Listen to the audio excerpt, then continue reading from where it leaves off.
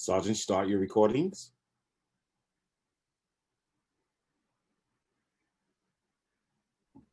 PC recording is up. Recording to the cloud, all set.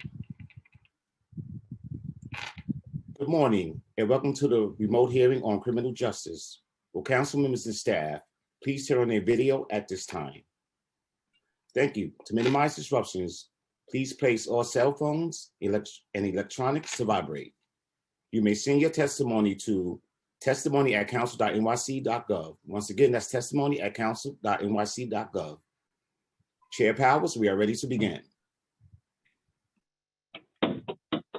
Thank you, and welcome today to the Criminal Justice Committee hearing. I am City Councilor Keith Powers, Chair of the Criminal Justice Committee, and I'm just getting my script up as we speak. I'm City Council members, and I'm glad that everyone, City Councilor Keith Powers, Chair of the Criminal Justice Committee, and glad that you can join us today for our hearing on the update on the borough-based jails plan. As many of you know, in 2016, former New York City Council Speaker Melissa Mark-Viverito called for the creation of an independent commission to examine closing jails on Rikers Island. The commission unanimously recommended closing all jails on Rikers Island, and in 2017, Mayor de Blasio agreed. This session, the council, working with the administration, adopted a borough-based jails plan, and due to the COVID-19 pandemic, the plan has been pushed back. But the administration has worked earnestly to begin the process of procuring design-build teams to construct all 4 new facilities. And according to the most recent report from the Mayor's Office of Criminal Justice, the administration is on schedule to meet the new deadline of August 2027. Our existing jails are literally falling apart and have contributed to the dangerous situation on Rikers Island. Our existing jails do not allow for the efficient deployment of staff, are not conducive to programming, and make court appearances and visitation difficult. I'll also add there, even on our hottest days, there's not air conditioning, and the conditions there at all times remain way outdated in terms of providing good basic human services to individuals. This is why the council and administration must continue to work together to complete the borough-based jails plan as quickly as possible and to ensure the new facilities are designed to be humane, safe, and efficient. Today, we are here seeking an update on the progress to close and transfer Rikers Island to DCAS and the status of each of the 4 borough-based facilities. We also want an update on the points of agreements that were negotiated as part of the borough-based jails plan. We want to hear more about the design of the new jails and how they will better serve those in custody, staff, and the community. And lastly, we want to know how the administration plans to reduce the jail population and change the culture within the Department of Corrections. With that said, I want to thank the committee staff for putting together this hearing, and I'd like to acknowledge all the members who are here today. And I'm going to go through the list here. I see we have Councilmember Bob Holden. We have, as I look through this, we have Councilmember Ampry Samuel. And I think we'll be joined by more shortly that I will acknowledge. I'm sorry if I missed anyone for the time being. With that being said, I will hand it over to the committee staff now, the committee council, to go over some procedural items. Thank you. I am Agatha Mavropoulos, counsel to the City Council's Committee on Criminal Justice. Before we begin, I want to remind everyone that you will be on mute until you are called on to testify. When it is your turn to testify, you will receive a prompt to unmute. Please listen for your name to be called, as I will periodically announce who the next panelists will be. We will first hear testimony from the Department of Correction, followed by testimony from the Mayor's Office of Criminal Justice, followed by a period of question and answer from the committee members to the administration. We will then hear testimony from the Board of Correction, followed by a period of question and answer from committee members. We will then hear from the public. During the hearing, if council members would like to ask a question, please use the Zoom raise hand function, and I will call on you in order. Committee members will be limited to 3 minutes, including responses. I will now administer the oath to all members of the administration. After I say the oath, please wait for me to call your name and respond one by one. Please raise your right hand. Do you affirm to tell the truth, the whole truth, and nothing but the truth before this committee and respond honestly to council member questions? First Deputy Commissioner Stanley Richards.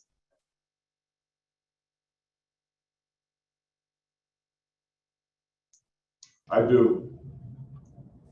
Executive Director of the Borough-Based Jail System, Sasha Ginsburg. I do. Bureau Chief of Facility Operations, Ada Presley. I do. Chief of Staff, Dana Wax. I do. Associate Commissioner for Borough-Based Jail Program, Rebecca Clough. I do. Senior Project Manager for the Borough-Based Jail Program, Public Buildings, Lindsay Shields. I do. Director of Criminal Justice, Marcos Soler. I do. Senior Advisor at MOCJ, America Canis.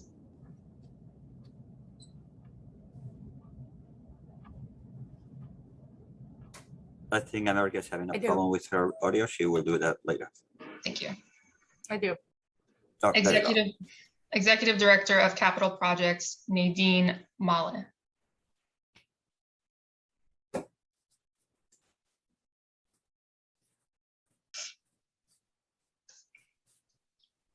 I do. Thank you.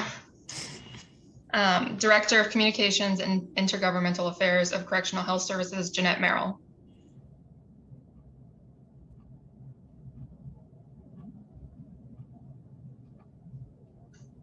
I do. Thank you. And Executive Director of the Board of Correction, Meg Egan.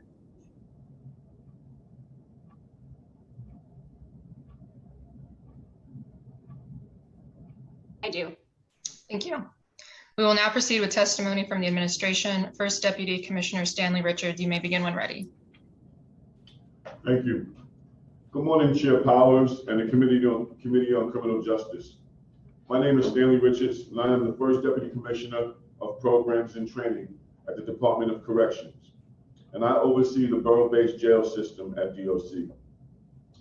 As mentioned, I'm joined here by Sasha Ginsberg, Executive Director of the Borough-Based Jail System, Ada Presley, Borough Chief of Facility Operations, and Dana Wax, Chief of Staff. With all the challenges the department faces today, I am thrilled to spend some time to talk to you about the vision we have for the future. In the spring of 2017, the city committed to closing the jails on Rikers Island and creating a network of modern, humane, borough-based jails. The city is currently on track to build the borough-based jail system and completely close Rikers Island by 2027. This smaller jail system, built upon a foundation of dignity and respect, will house a total population of no more than 3,300 people, reflecting the reality that we can keep far fewer people in jails without compromising safety of our city. The borough-based jail system is, at its core, a jail population reduction plan. We are dramatically shrinking New York City's jail capacity. Currently, the department operates 8 active jails that have approximately 11,000 beds. Under this plan, we will have 4 jails that will house a total population of 3,300 people. In addition, the plans for the borough-based jail system are informed by a focus on the dignity of everyone in our jails, the people in custody, the officers who keep them safe, and the community members who keep those in custody connected to our society and help them transition back home. Making jails more humane is not about a trade-off between people in custody and officers. It's just not. It's about creating a culture of dignity, rehabilitation, of respect for everyone inside our jails. That's why the new facilities will be designed to foster the safety and well-being of everyone, providing space for quality education, health, and therapeutic programming. They are grounded in an understanding of the context and continuity of people's lives, which requires supportive services such as healthcare and education, both inside the facility and linked to the community. The plans recognize that most of the people in our jails are going back to their neighborhoods and prioritize the need to reintegrate them successfully upon their release. The borough-based jail system will strengthen connections to families, attorneys, courts, medical and mental health care, and faith and community-based organizations. Being closer to home and transit will enhance the network of supports for people who are detained and help prevent them from coming back into the system. While we are still working very hard every day to address the challenges we have right now, I'm at DOC to look toward the future. And every day that we fight the crisis we're facing, I'm heartened by the vision that so many city leaders have worked to put forward that truly reflects the values of our city. We want to thank the tireless work of advocates, formerly incarcerated people, and those who have been directly impacted by Rikers Island, including our officers and our non-uniformed staff. The city has advanced the plans through a dedicated interagency team and through cooperation with the council, which has provided critical support throughout this process. DOC works with Correctional Health Services, the Mayor's Office of Criminal Justice, and the Department of Design and Construction to ensure the plans for the new jails reflect the new vision for our jails, one that is safe and humane, one that works for the people whose lives it touches, one that makes people leave better off than when they arrived. We have a moment in this city to ensure that the jails that we create reflect the values of humanity first. Humanity for our officers, the conditions that they work in speak to the values we place on the job that they do, the humanity of those who are detained, and the values of the community from which they come. We are no longer in a moment where isolation, minimalization are the call of the day.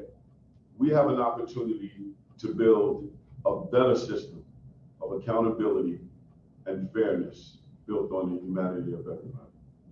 So I'd like to turn it over to my colleague, Sasha Ginsburg, who is the Executive Director of the Borough-Based Jail System. Thank you, Stanley. Good morning, Chair Powers and the Committee on Criminal Justice. My name is Sasha Ginsburg, and I'm the Executive Director of the Borough-Based Jail System at the Department of Correction. Thank you for having us here to provide an update on the plans to close Rikers Island and build the new Borough-Based Jail System.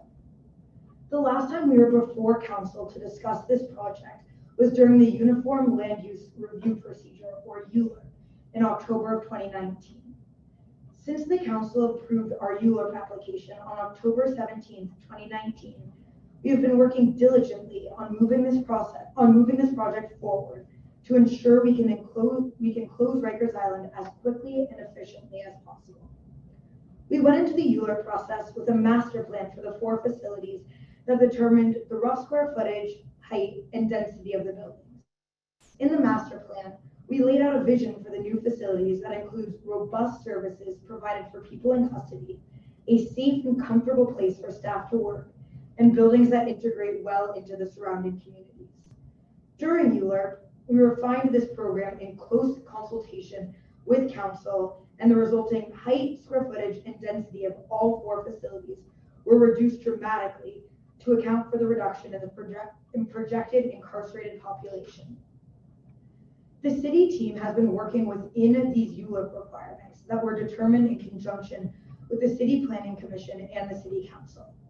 As you may know, the ULURP approvals bind us to a maximum height, 295 feet in Manhattan and Brooklyn, 195 feet in Queens and the Bronx, a maximum square footage, floor area ratio, which measures the building density, the number of parking spaces, beds, and where the entrance and exits are. Within these constraints, we have developed a detailed program for these buildings that embodies the vision that FDC Richards laid out in his testimony. The borough-based jails will be fundamentally different from the jails we have today.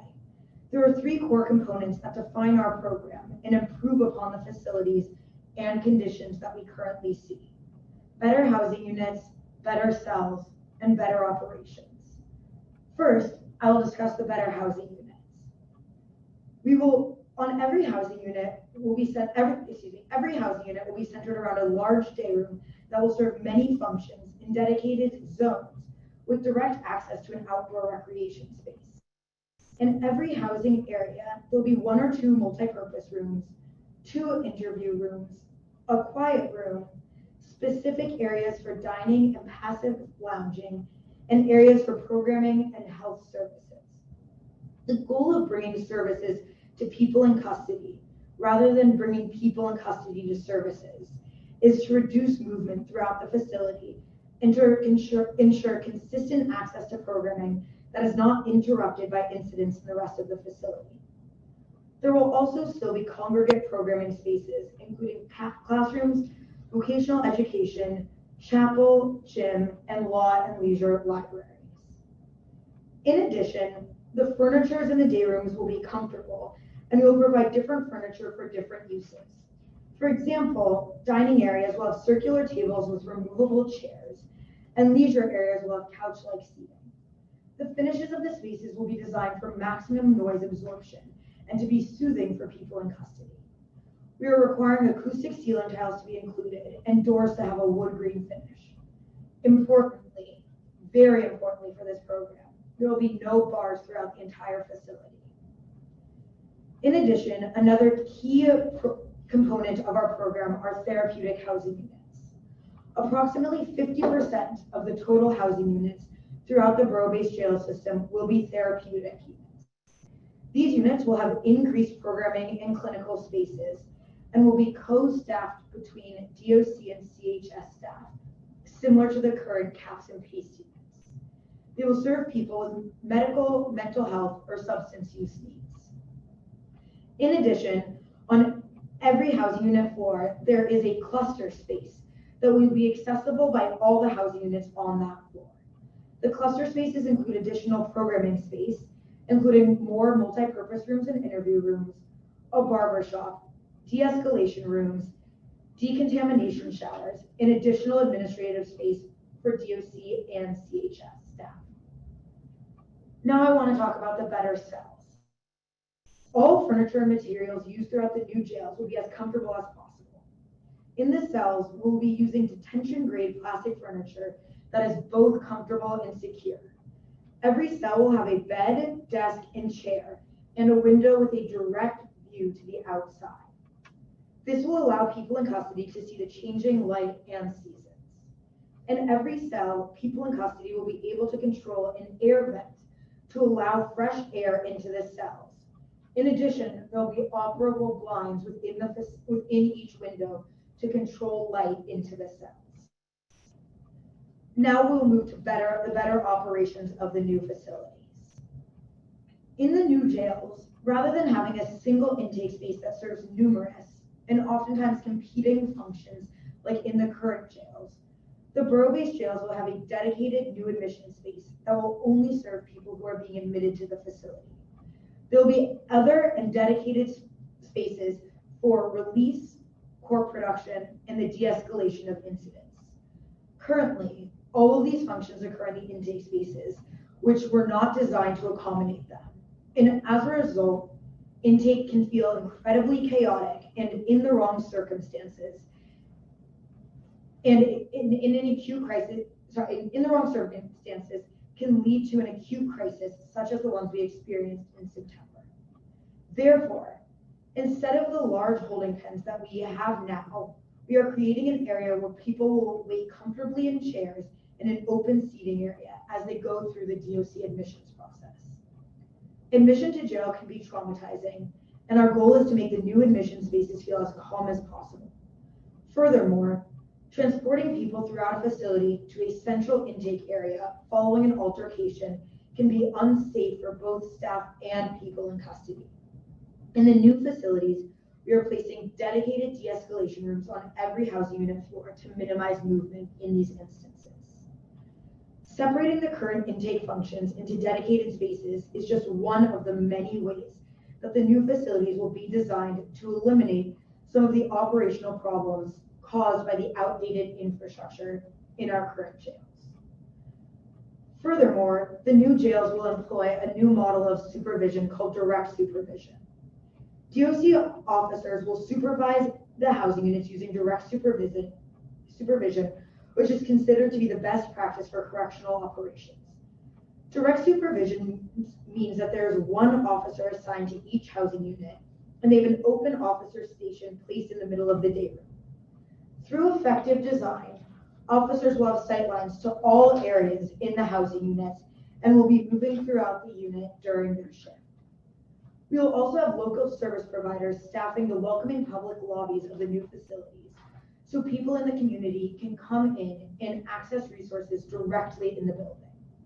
These providers will also help people who are released from the facilities access services such as transportation, housing, and transitional employment, among others.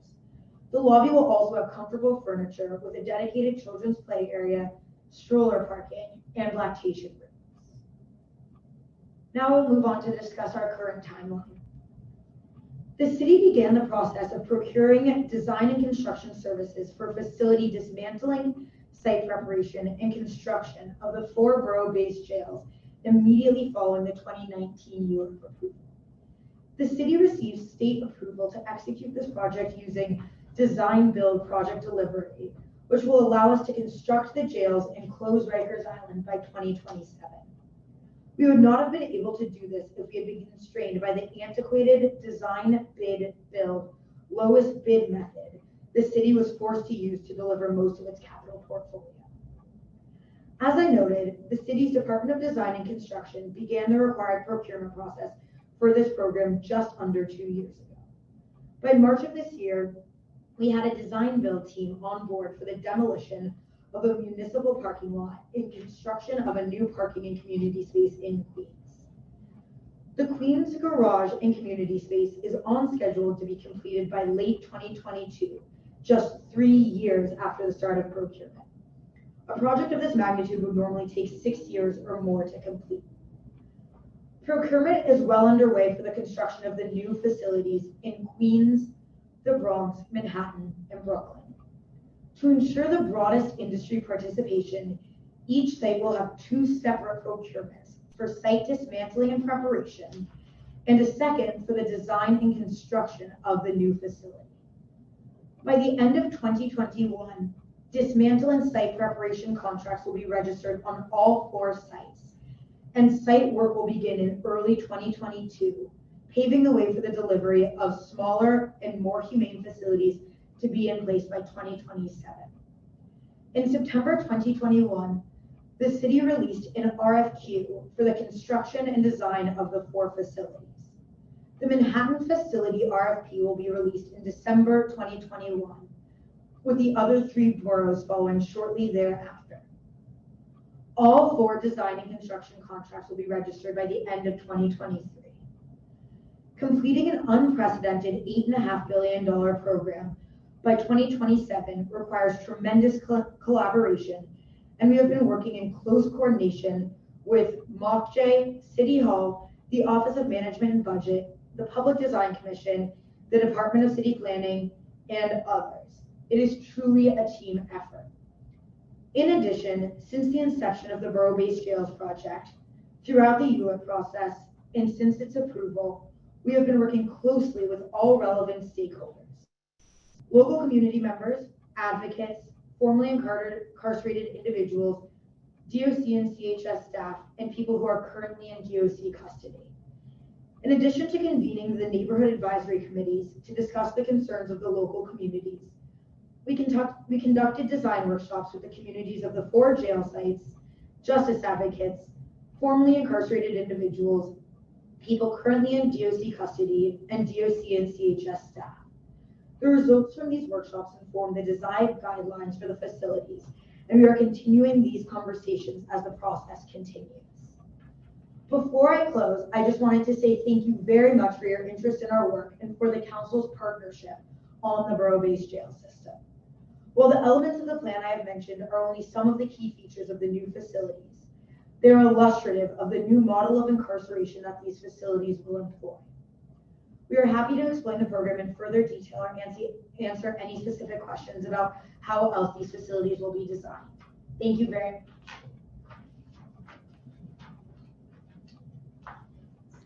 Thank you. Next, we will hear from Director Solar. You may begin when ready.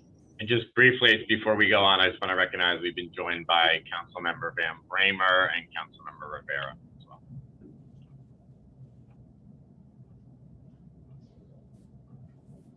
Good morning, Chair Powers and members of the Committee on Criminal Justice. My name is Marcus Soler, and I am the Director of Mayor's Office of Criminal Justice. I'm joined today by America Canas, Senior Advisor for Justice Initiatives, and Nadeem Malek, Executive Director for Capital Projects. Thank you for the opportunity to testify about the progress of our efforts to close Rikers in order to create a smaller, fairer jail system with 4 borough-based jails. Since the start of this administration and from the inception of the borough-based jails project, my office, MACJ, has helped to lead the broader policy initiatives that I got together with the project and has advised the mayor on evidence-based best practices for transforming our current jail system into one that is modern, safe, and more humane. One necessary objective of the borough-based jail plans is to reduce the size of the city jails populations to 3,300. We believe that despite challenges posed by the pandemic, we are on course to meet this goal by 2026. New York City currently has the lowest incarceration rate of all the large cities in the United States, and that has been the case all through this administration. We have seen historic declines over the course of this administration, accelerating the pace of reduction of the jail population by decreasing the population from over 11,000 in 2013 to about 5,500 or less, which is today. We are committed to the goal of the borough-based jails and therefore are employing strategies and investing in the tools that reduce the need for pretrial incarceration. Alternatives to incarceration, supervised release, effective reentry services, and a fully functional court system are vital to the reduction of the city's jail population. Allow me to share with you a bit more about these programs and initiatives and how they continue to further the administration's goal to reduce unnecessary incarceration. Supervised release. In 2016, the city launched supervised release citywide, offering judges the option of releasing appropriate and eligible defendants under specific supervisory conditions. This is a program that has been evaluated both internally and externally, with no changes to the FTA rates, the rates to which the flight risk, or the rearrest rate, and has proven to be crucial in reducing the jail population. Overall, the number of people projected to serve by supervised release has increased from 3,300 at its inception in 2016 to close to 2,000 in 2022 and going forward. The current overall value of these contracts is more than $72 million annually. MACJ released an RFP in September 2021 to solicit providers to continue this service moving forward and for the next few years. Alternatives to incarceration. Alternative to incarceration programs are core mandated diversion programs that provide participants with supportive services in their communities instead of a jail or prison sentence. Alternatives to incarceration programs are a key component of the city's investment in reducing the court's reliance on incarceration for for as long as short-term jail sentences. MACJ currently has $35 million in contracts in fiscal year 21 with 15 nonprofit organizations to run a total of 24 alternative to incarceration programs throughout the city. In 2017, the city increased its investments in ITI programs to serve approximately 5,500 people, as well as to provide additional behavioral health services to alternative incarceration participants and housing resources for women enrolled in ITI programs. In 2020, the city expanded its ITI programs even further to divert more people, as well as to provide additional supportive services to more fully address participant needs. Reentry. One of the key elements of the public safety approach of the administration has since to reduce the high recidivism rate. We have seen that in recent years, the recidivism rate has decreased from over 40% to 36%. While this reduction is encouraging, the number of people who do return to jails and to prison is still too high. We are currently making significant new investments in services and are reshaping the way we deliver those services to ensure that they are effective. These investments and effective deployment of the services will be key in reducing the return rate further. MACJ, for instance, expanded his reentry programming to improve the transition and release planning services to individuals in Rikers. The city invested $20 million into this new program, which builds upon the success of the Jails to Jobs reentry services, which was launched in 2018. Upon release, individuals work with reentry mentors who help facilitate all aspects of reentry on an individualized basis.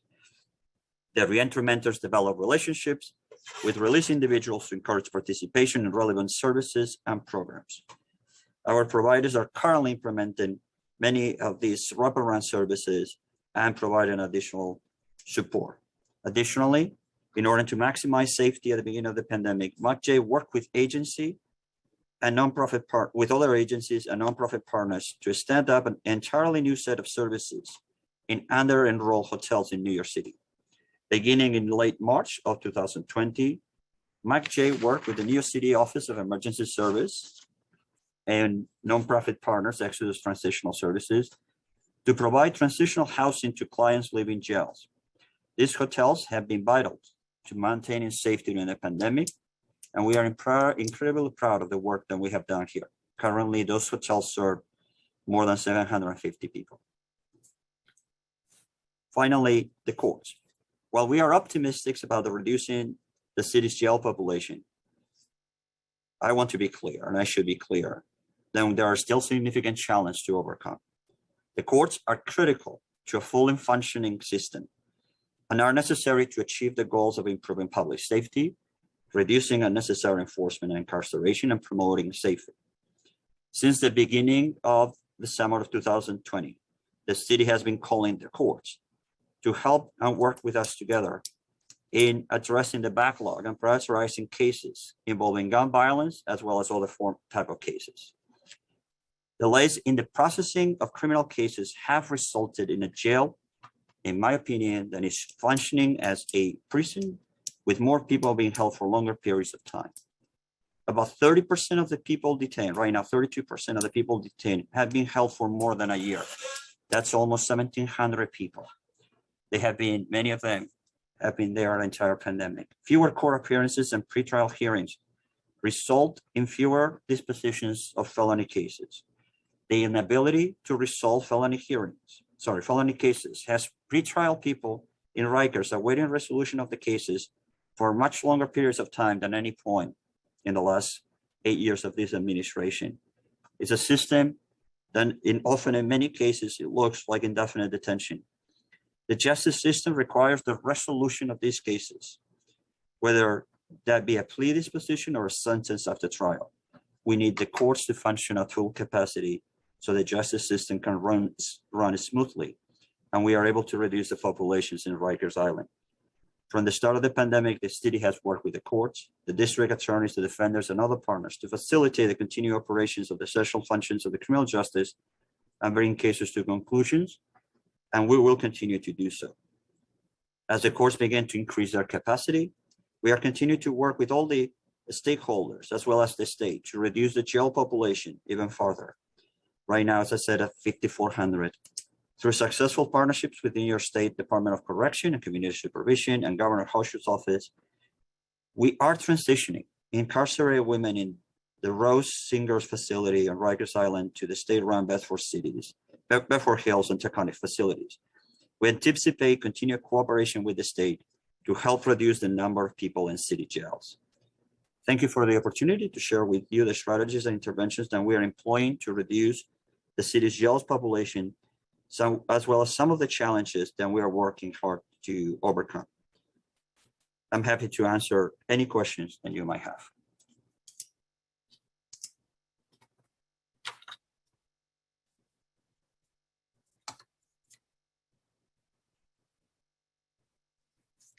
Thank you. We will now turn it over to questions from Chair Powers. Panelists, please stay unmuted if possible during this question and answer period.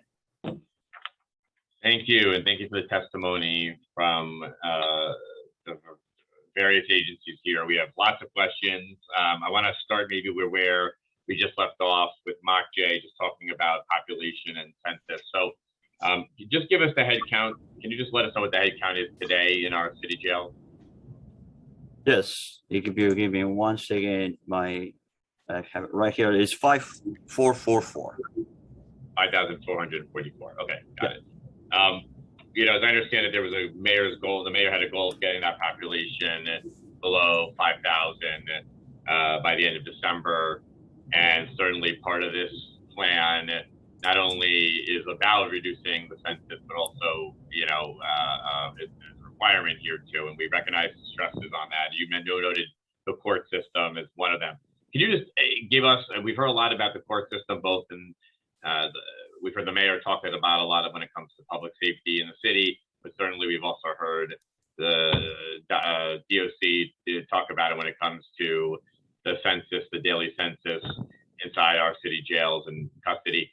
Can you just give us more of a sense of what is happening right now in the court system, how functional they are, how many cases you're seeing getting processed there relative to normal, what we call normal times, and maybe just elaborate a little bit on what is happening in the court system that's causing the daily census inside of our city jails to be higher than expected? Yes, of course. I will try to do that the best of my ability. So I want to emphasize the main challenges that we see in the courts, but also try to figure out how we try to work together. Right now, in the court systems, we know that court appearances are down close to what you call normal times. So I'll use 2019 by almost 35%. Pretrial hearings are down 55%. Pleas are down close to 55%. Trials are down 90%. But what is important in many of these instances is also sentences are down about 55%. If one looks at, for instance, the number of pretrial detainees who are there for a violent felony, who are, by the way, 97% of those 1,700 who have been there for, 99% of those who have been there for more than 1 year, there are 1,334 pretrial violent felony detainees today.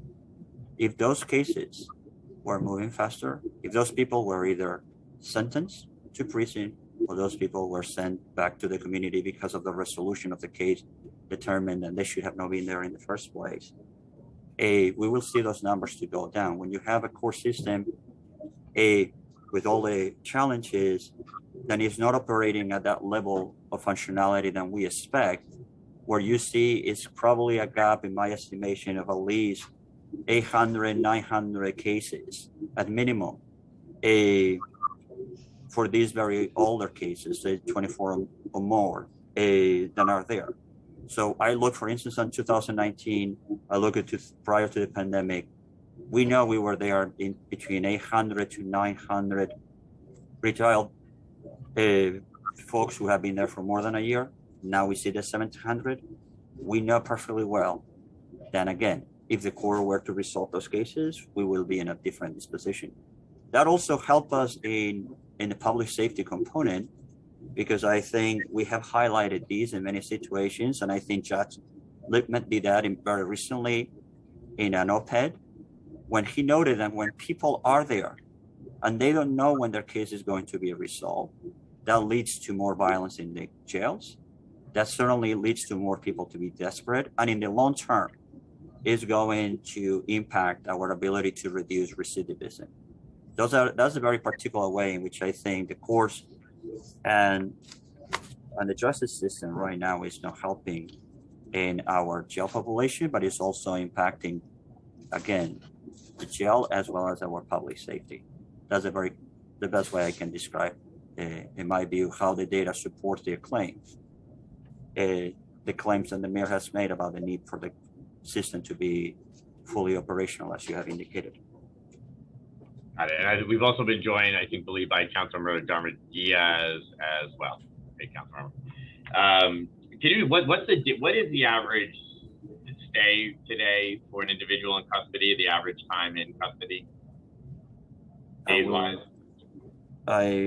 I'll get that number for you in 2 seconds, but I know it has doubled. I'll get that particular number in 1 second. Okay. I think the right measure is what is the average time, again, than the largest group of population, which are the violent felonies, pretrial violent felony offenders are there, and I'll get you right away. Okay, get us that number, and maybe you can tell us how that compares to pre-COVID. This is probably for DOC, but want to know we're going to go back to the jail population numbers in a second. I just want to talk about facility closures and the transfer of Rikers Island to DCAS. Can you tell us right now which DOC facilities are currently closed on both Rikers Island and in the boroughs? Yes, we have Manhattan House is closed, Brooklyn House is closed, and JATC was the facility we transferred. You transferred that to DCAS, is that correct? Correct. Okay, and that was, as I understand it, the first facility transferred at DOC under the Renewable Rikers Act. Can you give us a sense of when the city will transfer other closed facilities to DCAS, and potentially explain to us why other facilities haven't been transferred at this point? Yes, thank you for that question, Councilman Powers. We want to close Rikers Island, and we want to do so by 2027. But there are a couple of variables that we need to keep in mind as we move forward to transfer either land or facilities. One is around population. When we toured with you, we toured with other council members. We saw what happened when intake exploded, and operationally, you didn't have the capacity to really manage the number of people that were coming into the system. We have since cleaned that up and rectified. We opened up EMTC, we opened up 2 clinics, we are processing people expeditiously, people are getting housed. We don't have the experience that you saw when you came out here. We don't want to get in that situation again. So it really depends on the population reduction that needs to happen. It depends on an assessment of what facility is the best facility to open up. To close. We need to make sure that we maintain maximum operational capacity. We don't want to close a facility where the cells don't work or we don't have the capacity to bring in people as the population shifts. So it's a very fluid process, but here's what I can tell you. We are absolutely committed to closing Rikers Island and opening up the borough-based jail system in 2027. And as the picture becomes clearer to us in terms of who's coming into our system, decarceration is happening, staff stabilization, assessment of our facility operations, we will be closing facilities and turning those facilities over. We are committed to doing that. Do you have population targets in terms of census targets in terms of headcount that you see as thresholds that once you cross, you can close another facility today? How do you move from what I recognize as a sort of operational challenge that you're facing right now, and the need for some flexibility in operations, but we also have this obvious goal here and the timeline we're putting ourselves on to do that. Are there thresholds that the DOC, the agency, sees as being required to then move on to the next phase of moving or closing facilities? We don't have a particular number because we don't want to get to that place where we say, if we get down to 5,000, we can close this facility. I think we all witnessed what happened when population went down, and then in a few short months, it went up to 6,000 people. We want to make sure that when we make a decision, we have maximum operational capacity to be able to respond to whatever fluctuations happen with community public safety. So there's not a hard number we're looking at. It is a very fluid situation, but I can tell you we are committed as the population comes down and it stabilizes, as our staffing stabilizes, to turn over the facilities that will give us the least operational flexibility so that we maintain the most operational flexibility with the facilities that we do remain open. But we are committed to closing and turning over facilities. How does the administration, one of the points that has come up during this, and I know that you're taking some steps to fix some of the disrepair and the capital needs inside of the city facilities, including fixing some of the doors that have been easily manipulated. But I kind of, one question that's kind of constantly come up is how do we handle the capital needs and the state of disrepair in the facilities on Rikers Island with the long-term plan to close those facilities? Can you share with us plans that the agency is taking to address the current capital needs and state of disrepair, and how the agency will view the long-term closure of the plan against the sort of immediate needs to make sure that those facilities are humane and safe? Absolutely. So part of what our priorities right now is making sure that our members of service and our staff are safe. That includes priority number one is fixing the locking mechanisms on our doors. We are engaged in a very aggressive timeline to repair the doors that are broken, to ensure those that are in our custody and in our care are able to be maintained safely. So that's an investment we're doing. We're now looking at what other investments we need to make capital-wise to ensure that the decaying facilities don't provide the weapons we see happening on Allen. So we are doing a facility by facility assessment about what needs to be repaired, what is prioritized, and we're going to fix those things that pose safety risk, and pose challenges to our officers in managing the population we have. We're setting officer safety, incarcerated people's safety as a priority. So our capital projects are aligning to those two priorities. Simultaneously, we are moving forward with the borough-based jail system. What we know is that these facilities are old. They don't speak to the humanity of our officers, and they don't speak to the humanity of the people incarcerated. They are isolated and they are outdated, and they are beyond their usefulness. And we need to build a system, one that is a smaller footprint, one that could be managed much more easily through technology and safety innovations, and really provides services to those who are incarcerated. So our capital projects are prioritized based on the safety of our officers and those who are in our care. Some of the, thank you for that. Some of the facility closures, we believe, and I think you might agree, will result in significant savings and headcount reductions. And that's one of the central components of the borough-based jails plan. In light of the current staffing issues that the agency is facing, does the department anticipate that it can continue generating savings from facility closures? And if so, is there any numbers or data you could share with us about savings when it comes to additional facility closures? Yeah, the savings and built out in the modeling of the borough-based jail system. We're going to have a smaller borough-based jail system closer to courts, reduction in court transportations, and a smaller just footprint overall. Right now we have 11,000 beds. We're going down to 3,300 beds. In that, over time, there are significant savings. With respect to our staffing, we are not handling any layoffs or anything like that. We're not projecting any layoffs. Our staffing will be assessed as we get to the borough-based jail. We lose between 500 and 700 members of service each year. So we think through attrition, we'll get a balance that allows us to have safe jails, have adequate staffing, and keep people in custody safely. Are there specific savings that you might be able to share with the council, anticipated savings as you move into additional facilities and into the borough-based jails? Does the DOC or MOCJ have any data they can share with us about anticipated or updated savings from facility closures? I would turn to Marcos or DDC if they have specific numbers.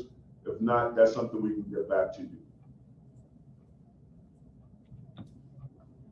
Marcos, do you want to jump in there? I don't have the specific calculations. I just want to address, when you have time, also the number that have the information you have asked me. Yep. I don't have the specific calculations. I will definitely work with DOC and send it to you. With regards to the time in custody, there are two ways in which we measure the time in custody. We look at the median time in custody, And that went up from 103 days to 180, 75% up increase. If you look at the average, the pure average, that went up from 190 days to 320 days, or 68%. Those are the increases that we have seen in the population and the time that people are in custody. With regards to the other calculation, I'll work with my colleagues at DOC and we'll provide you those calculations. That'd be helpful. Thank you. Just moving on, and we'll look out for that data as follow-up to the hearing. One of the obviously current facilities is the Barge, the Vernon Bain Correctional Center in the Bronx. Does the DOC have plans to address the Barge as part of this plan, whether it's closure or any changes? And if so, can you share what those plans are? Yes, as part of the borough-based jail system, BCBC Barge will be closed. The borough-based jail system will have borough-based jails located in each borough. And so, yes, BCBC is in the closure plan. When we talk about closing Rikers, we talk about closing any borough-based jail facilities, any facilities that the department currently operates. And so BCBC is in that plan.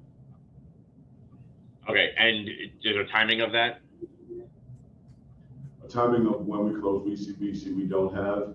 As I said earlier, as the population reduces and stabilizes, we'll be making an assessment about what facility is best to close and what facilities remain open that gives us the maximum ability to operate. But we will be considering every facility as the population decreases, which one we need to close. Okay. I want to move to a point of agreement that was part of the closure plan. As part of the closure plan of Rikers and the borough-based jails plan, the council and administration negotiated a point of agreement plan in October that committed, when we passed the plan, that commits a total of $391 million in programs and facilities. That includes $254 million in citywide investments and $137 million in district level investments in and around the facilities where the neighborhoods, the neighborhoods where the new facilities are slated to be built or rebuilt. Can you give us an update on that? Have all the funding commitments in the point of agreement been met? And if not, can you tell us what is in place to meet those commitments before the end of the administration on December 31st? So I can take that question. In May of 2021, we provided a public update on where we were on the points of agreement. That's a requirement, and then we have annually. We will be providing a new update in January. Right now, we are, as you know, in the middle of the November plan, and we are working with OMB to determine the final amount of funding for the POA initiatives in the FY22 budget and FY23 budgets. I cannot disclose right now, obviously, when there are deliberative conversations of the administration on that matter, but we will have a release soon of that information, and we will be updated again when we do an update of our points of agreement public plan in January of 2022. Or sooner.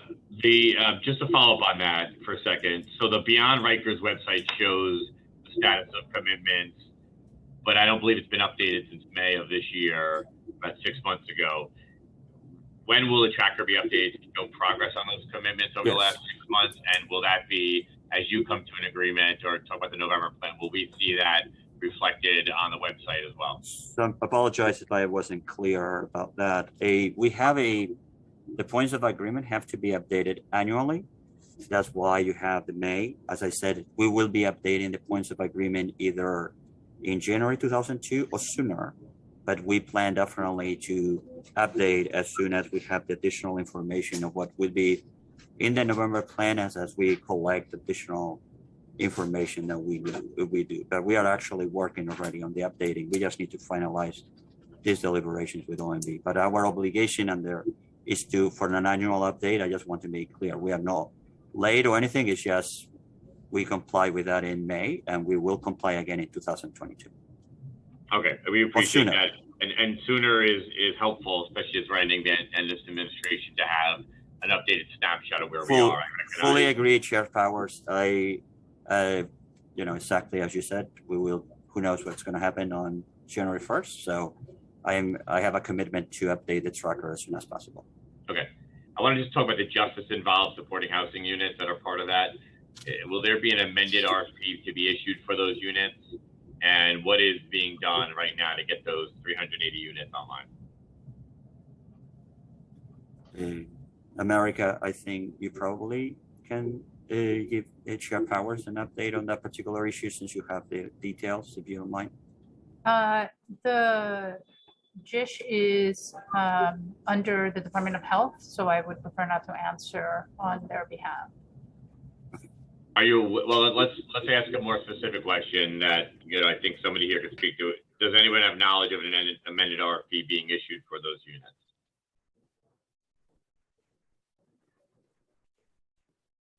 Okay, so that sounds like a no. Unless you want to share with us an update. But we will follow up with them. Okay. As we're going, I was going to talk about design of these facilities. As MOCJ, and I think we have representatives from DDC here as well, are going through that process. Obviously, a lot of it is about operations and ways to, and I think some of the testimony spoke to ways to change the operations of the DOC and to limit facility transportation and provide services more close to where folks are being housed in their units. Obviously, Board of Corrections plays such an important role in sort of oversight and operations. How is MOCJ and DDC involving the Board of Corrections in the design process and in the conversations around the new facilities? So, as you know from and I mentioned that in the testimony, MOCJ has been involved from the beginning of the administration in the redesigning of the jails, even before there was a closed rifles plan.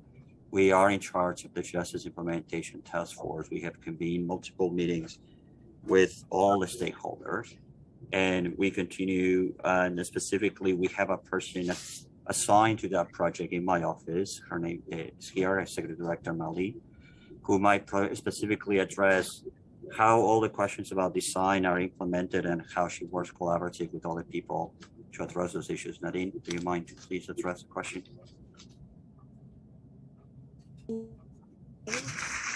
Yes, great. You're right. Yeah, so we work very closely with Department of Correction and all of our stakeholders, justice advocates, a design implementation task force, neighborhood action committees, in order to take all of those comments into consideration as we develop the ongoing program with the Department of Design and Construction for the development of the projects. It has been an iterative process as we are excited to be receiving the SOQs in 1 week, which are the design build responses to the RFQ that went out, and the hopes for the RFP for the Manhattan facility by the end of this administration. So all the work will get folded into that RFP. Perhaps I could ask Rebecca Clough from DDC to talk further about the design component, if you'd like. Excuse me, Chair Powers, I can cut in specifically about the Board of Correction. All of the designs will obviously comply with the minimum standards that the board has, but more importantly, we have been convening quarterly meetings with the board to both provide them regular updates about the plans for the borough-based jails and also seek their feedback. So we are in very close consultation with them. Our next quarterly meeting, I believe, is scheduled for December 15th. And so again, yeah, we are working quite closely with them. Okay, we just urge that they're part of the process. Obviously, the minimum standards are such a big part of, especially when you talk about some of the units we're talking about in these and the services provided. So just to move on, I want to talk about the women's facility. Currently women are supposed to be housed in the Queens facility. Administration agreed to explore the feasibility of moving the women's facility to a different site. Can you give us an update on that? Is the administration still exploring that, and have any conclusions been reached? Well, as we put out in the plan, we have built separate space for the women in the Queens plan. We continue with that plan moving forward. We have consulted with Women Advocates Group. We've heard them with the advocates to make sure that women have their space that is built out for them. And we have done that in our Queens plan, and that continues. I'm sorry, can you say it one more time? I couldn't hear just because of the echo. We have built out space for the women in our borough-based jail system in the Queens facility. Originally, we were thinking about building out space in each of the facilities. We've heard from the advocates in the community that they would like the women to have unique space for them, and we have built that out and planned for that in the Queens facility. Okay, but I think my question was something different than that. My question was, I believe there's an agreement to explore feasibility of potentially an independent site or moving to a different site. And I'm asking just an update on that process. I recognize that the current commitment, current plan has Queens as where women will be housed. I guess my question was, has there been any exploration of changing that? I think as administration has said they might do. And is the final decision here to stay remain in Queens, or is there still an openness or an exploration to do something different? We're open to any discussions with council and leadership. That is a very interesting idea at this particular moment as the women's population continues to decrease. We are absolutely open to continuing conversations, but for planning purposes for the borough-based jail system, we have included the women in the Queens facility. But we're very much willing to continue to have that kind of conversation about what other possibilities could exist. But we are doing the kind of planning we need to ensure that the women have their space in the Queens facility. Okay, thank you. And I want to know we've also been joined here by Councilmember Rosenthal, and I'd urge the administration to keep exploring and the city agency to keep looking at space. I think I recognize some of the challenges here, but I think it is something we've heard from a lot of individuals and organizations that they would like to see as a goal as we move forward here in the plan as well. Just moving on some more, is there any effort here to expedite procurement for projects? Obviously, as the administration who has been part of this process is outgoing, has there been any efforts to try to move procurement forward to make additional progress on the plan? I'll hand that over to DDC, Rebecca. Yes. Can you hear me? Yes. Yeah. This is Rebecca Clough. We have done a number of things to help expedite procurements. We have worked with all of our partners, OMB, the Mayor's Office of Contracts, as well as our sponsor agencies, to reduce the amount of time necessary for review and processing of materials. We have asked the teams that are participating, they're getting their information into Passport before they even submit their qualifications or their proposal. So we're not standing still. We're working on a lot of different things at the same time to move it forward. Okay, and is the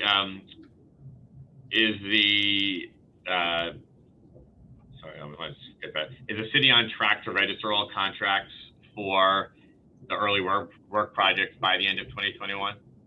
Yes, we are. All four contracts are at the comptroller now, as a matter of fact. Okay, and which contracts are those? Just to be.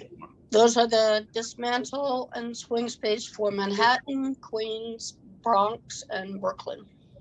Okay, and we've already registered the trunk water main. Excuse me. Okay, and when does the city anticipate construction on new facilities will begin? The infrastructure on the new facilities. I'm sorry, could you repeat the question? Yes. I said, when does the city anticipate construction on the new facilities to begin? The new facilities we're expecting in are the request for qualifications to be submitted next week. We would expect work to begin on the facilities depending on which facility, in 2023. All 4 quarters, there'll be a staggered approach, but all in 2023. Beginning in 2023? Correct. But the dismantle projects, you'll see work on site starting January, February of next year. Okay. We have a lot of folks signed up, so I want to get to the board, and then but I guess the last one big last question here is the facilities anticipate a population of 3,300 by 2027 when the new facilities open. Can you share with us what is being done to meet that goal, and also what additional steps the city or state may need to take in order to meet that population goal by 2027? I'll turn it over to Marcos. I am actually, Nadine from my team is much more qualified. She's my architect in the office, and I can address this particular specific question from you. Nadine, go ahead, please. Just so I understand, Chair Powers, I think the question was on population reduction. No, sorry. Oh, yeah. I misunderstood the question then myself. Sorry, apologies. I thought you were talking about the schedule. Apologies. I misunderstood the question. Can you repeat? Apologies, because The question was, what is being done to meet the goal of getting the jail population under 3,300 by 2027, which is a premise or requirement? Apologies. I thought you were talking about something else. So, as I indicated in my testimony, there are 4 things that we have to do to address the jail population right now and the reduction to get to the 3,300. Number 1 is we know that at least currently we have about 1,100 more people in jail today because of the violent felonies. And in order to do that, as I said, we plan to continue to work hard with the courts, the defenders, the DAs, and others to activate and return the courts to the full activity levels that we saw in 2019. We don't anticipate, obviously, the pandemic. I'm not a forecaster, but I expect that the pandemic will not be as persistent, and prior to 2026, we will not have the continuing effect on the court. The second is, as I said, by launching the RFP on supervised release, we are making sure that we have enough people in this alternative to detention strategy. Right now, we have more people in supervised release. The active workload of supervised release is higher than the number of people who are in jail. That has a tremendous impact in the system. And what we are doing is by issuing an RFP, establishing by the fact that it's also part of a mandate under the new bail reform, we will continue to expand our services on the supervised release, and we will continue to reduce the number of admissions.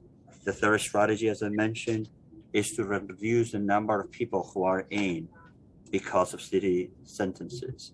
And in order to do that, we will continue to work on expanding and our work that I have described on alternatives to incarceration and diversion. Those are the programs and expansion that we are always looking to expand. We will continue to invest and create our strategies and work. To give you a sense, in 2019, we have almost 900 people who were city sentenced. By the beginning of the pandemic, we were about 500. Right now, city sentences are down to 140 in DOC custody and about 100 and change in the state. So that population is possible to reduce it significantly. And finally, I think an element that I have mentioned, I think is extraordinarily important, is to continue to push hard in reentry strategies that reduce recidivism and make the city safer. At the end of the day, that is absolutely crucial, particularly in the areas that we think can have a greater impact, which is the reoffending among violent offenders.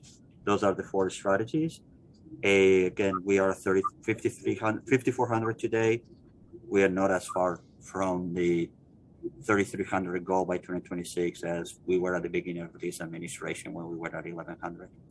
It's a very different place. I appreciate that update. And what is the maximum capacity of the new borough-based facilities? Nadine, correct me, but it's 3,800. Marcos, I can speak to this. Yeah, go ahead.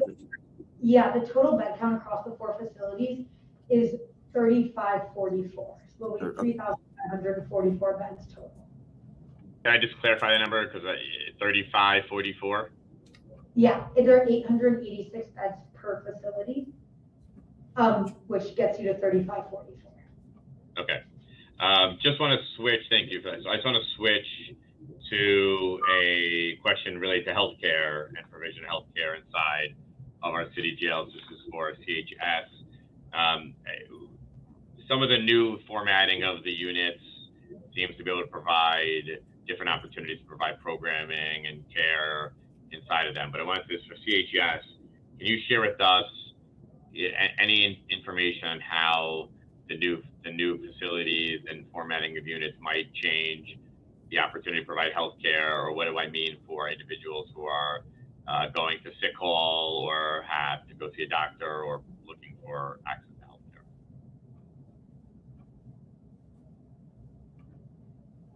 I think we need to get Jeanette unmuted. Sure, great, thank you. Yes, this is Jeanette Merrill with Correctional Health Services. So in the new units, there will be more of a clinical presence, and specific to your question, it will allow for greater access to healthcare services by CHS. Not only will there be a dedicated intake space at each facility, but there will be an infirmary and a clinic in each facility. There also, as was mentioned in prior testimony, about 50% of the units will be therapeutic housing units, which is a model that we implement in the jails now at a smaller percentage. And that really allows for a dedicated clinical presence embedded right into the housing unit, including clinicians, social workers, psychiatric providers, at a much higher ratio of CHS and DOC staff right in the housing unit. So we do anticipate much better access to care with the new design. And how many, I saw in the testimony the 50% number. What is the percentage in the current facilities of therapeutic beds and units? It's about 13 to 14% of the housing units are therapeutic. So we're looking at a substantial increase. And does that require additional staffing or changes in staffing when we talk about increasing that number so large? I think staffing for correctional health services is something we'll keep an eye on. We do know that even with the decrease in the jail population, the needs of our patients will remain high. There will always be serious health conditions and an acute clinical need. I think DOC can speak to their specific staffing needs. Okay. But I think the answer might be yes. Do you feel like you are equipped to that? I think the 50% units is a positive, so I'm not trying that. I just, we're looking at budget impact, staffing needs. Should we anticipate that CHS will need to add staff or resources in order to meet that increase? I think potentially, I think right now we anticipate at least maintaining current staff levels, certainly. And then depending on, how it looks moving forward, that's something that we'll consider in our plans. Okay, thank you. Just in respect of everybody's time who's waiting here, and also we have the Board of Corrections, I believe, as well. We'll move on to public testimony. I appreciate everyone's update here. I think it's really important at the end of this administration on a plan that when I became the chair of the Criminal Justice Committee, I walked in, I think just a few months in, we announced a plan to move forward this to get a update. We will have certainly some follow-up information. We will request to get a clearer picture of where we are, and also would certainly ask that you update any point of agreement information and provide us any follow-up information so that any changes in administration, we have a clear picture of status and commitments and funding and needs. And I think that's critical to us. But I also think it's important we hear from many folks here in the public who are here to testify about needs as well. So I want to make sure we get them an opportunity to speak as well. So thank you to everyone for your testimony and taking questions. We will certainly look out for more information. And with that, I'll hand it back to the committee council to go on to the next panel. Yes, I just want to check that any council members had any questions. Sure. I don't see any hands raised, but if you'd like to, if you're a council member, you'd like to ask a question now, please use the Zoom raise hand function.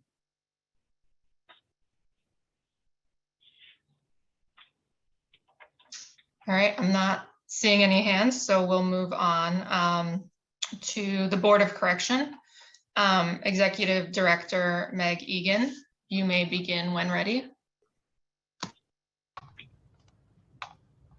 Good morning, Chair Powers and members of the Committee on Criminal Justice. I'm Margaret Egan, Executive Director of the New York City Board of Correction. Thank you for inviting me to share my testimony on the city's borough-based jail program. The Board of Correction is an independent oversight and regulatory agency charged with ensuring that the Department of Correction and Correctional Health Services meet the board's minimum standards, which cover care, custody, correction, treatment, supervision, and discipline of people in custody in the city's jails. The charter also gives the board an advisory role over capital planning and improvements, which is closely connected to the board's need to ensure the minimum standards are fully incorporated into the design, construction, and operation of any new jails, including the borough-based jail facilities. Based on the board's insight into the city jails and my own experience as a senior advisor to the Independent Commission on New York City Criminal Justice and Incarceration Reform, also known as the Littman Commission, I want to share some thoughts on the borough-based jail plan with you today. Both Mayor de Blasio and the City Council have committed to closing Rikers Island and building smaller, safer, fairer, and more humane jail system in the boroughs, broadly carrying out the recommendations of the Littman Commission. This plan has taken on new significance given the current state of the jails. As I testified before you earlier this fall, the city's jails remain in crisis. Due to persisting staffing shortages, the department continues to struggle to provide basic services and supplies to people in custody. We are particularly concerned about the department and CHS's ability to provide consistent access to medical and mental health care. The department is also struggling to manage ongoing violence in the facilities, fostering a dangerous environment for people in custody and those staff who are working. While staffing and management is key to the current crisis, the existing jails are not designed to meet the goals that we all share and are in a state of disrepair. The design of the current buildings creates dangerous sightlines for staff and does not provide space for effective programming, care, or positive interaction. And people are able to fashion dangerous weapons from the deteriorating buildings.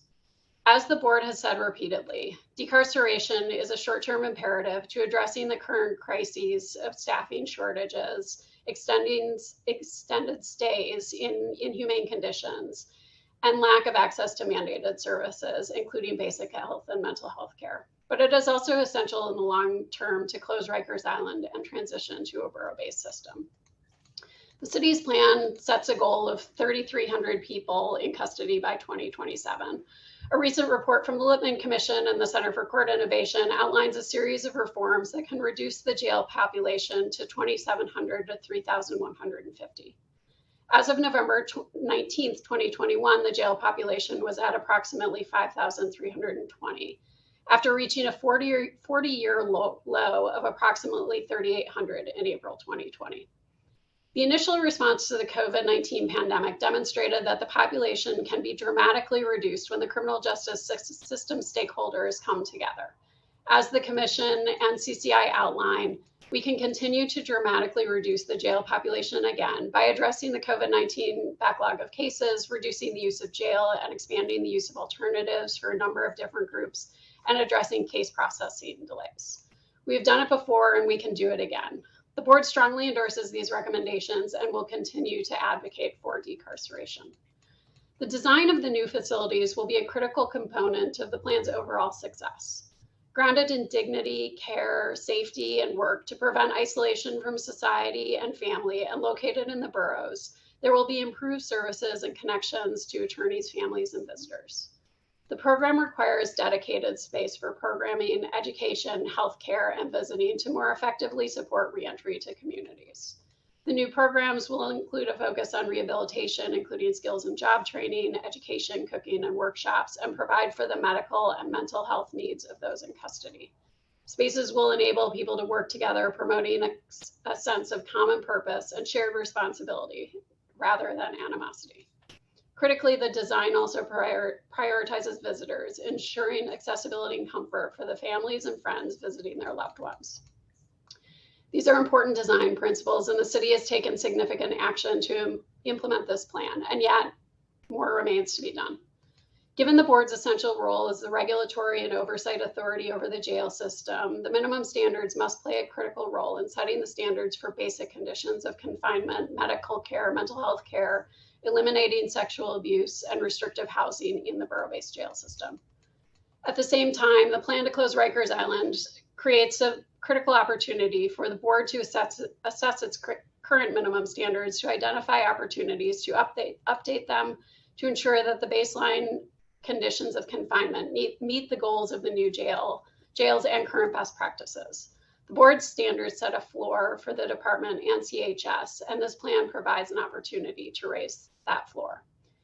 Each of the new jail RFPs account for the board's minimum standards and include them as an addendum. However, to date, the board has not been involved in the development of the RFPs. The department has begun providing the board with regular briefings on the plan, which we greatly appreciate, but there is no indication that the board will be involved in the design process. The board must be at the table going forward. One key example of the board's need to be involved to ensure minimum standards are met is the city's plan to establish outposted therapeutic housing units within or adjacent to existing health and hospital acute care facilities. These units would be secured clinical units operated by CHS and DOC, allowing people in custody to receive specialty care within hospitals and allow for continuity of care. The board applauds this initiative, but we note that the board's minimum standards include requirement for the provision of medical and mental health care, but CHS and DOC have not yet detailed how they intend to meet other minimum standards for those held in the new therapeutic housing units. For example, CHS has not disclosed what conditions would be treated in the facilities, nor the criteria for determining whether someone should be admitted or discharged. Additionally, we have not seen details on how people housed in these units will have access to basic rights afforded by the minimum standards, including recreation, visiting, and law library. Moreover, CHS has yet to detail how people hospitalized under correctional control will be prepared to reenter their communities beyond medical care. As this example demonstrates, the board must be at the table throughout the design process to ensure that the minimum standards are met. Finally, equally important to the success of the borough-based jail plan is reforming the organizational culture of the Department of Correction. Simply moving into new buildings will not cure the problems that we see today in the New York City jail system. In order to truly meet the goals of a smaller, safer, fairer, more humane jail system for people in custody, families, and staff, the culture of the institution must change. There are several crucial pieces to effective organizational culture change: accountability and management and performance, re-envisioning policies and procedures, recruiting and hiring for culture change, using training and education as tools for culture change, and ensuring the well-being and support of staff. In order to achieve all of these, the city and the department will need to make significant investments in people and systems. The culture change will be long and hard, but it is imperative for the success of all who live and work in our city's jails. The Board of Correction fully supports the city's plan to close Rikers Island and build new state-of-the-art facilities in the boroughs. It is imperative that these new facilities are built to reflect the goals of a smaller, safer, fairer, more humane jail system. The board is encouraged by progress to reduce the jail population from nearly 11,000 in 2017 to 6,000 in 2021, and encourages all stakeholders to recommit to further reducing the jail population. The design of the new facilities is also critical to ensure The spaces and operations support the city's goals. To that end, the board's involvement will be essential in the design of the new facilities and for the city to account for the minimum standards across the full plan, including CHS's plan to build outpatient units. The city must also commit to meaningful culture change in the Department of Correction. Failure to do so will mean that we simply move troubling conditions on the island into the boroughs. Finally, the board recognizes the opportunity that the plan to close Rikers Island presents an opportunity to review and update its own regulations to support the goals of the new jails and best practice most effectively. The board will continue to monitor the city's work to make this plan a reality. Thank you for inviting me to speak today, and I'm happy to take your questions. Thank you. Thank you for that excellent testimony. And I do have a number of questions on it. But I will note it is your last hearing here as Executive Director of the Board of Corrections with the City Council. So I want to give you a very big thank you for all the work that you've done as a Board of Corrections, and undoubtedly a partner to us and to the broad city when it comes to making sure that our correctional system is humane and safe and fair and has appropriate oversight. So I do have questions, but I want to make sure I said thank you up front for your work here at the board. Thank you very much. And it's been a pleasure to work with you and your staff and the committee. Thank you, and same. I wanted to ask you a couple questions. So the first is, just to go through some of the testimony, you mentioned the board standards set a floor, the department and CHS, for the department and CHS, and that this plan, the borough-based jails plan, provides an opportunity to raise that floor. And I think you go through some of it, but can you just give us a sense of where you see areas where the plan might offer an opportunity to raise the floor on the minimum standards? Sure. I think it's really around the first three chapters. So the chapter 1 standards that sort of govern general conditions of confinement chapter, and then the chapters around medical and mental health care. Those, I mean, one of the wonderful things is that the board has been in existence for a long time, and those were some of the original standards that were developed. And so they just need an update. They need an update to reflect best practice and reflect the needs of both people in custody and staff in these new buildings. So those would be the places that I would really focus on. Okay, appreciate that. And you had made a note that the board's minimum standards include requirements for provision of medical and mental health care, but CHS and DOC have not detailed yet how they intend to meet those standards for people held in the new therapeutic housing units.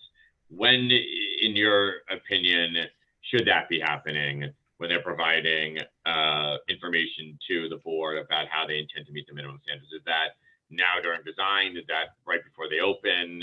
When is the best, most ideal? And also certainly when's the last moment where you think that has to happen? I think definitely in the design phase.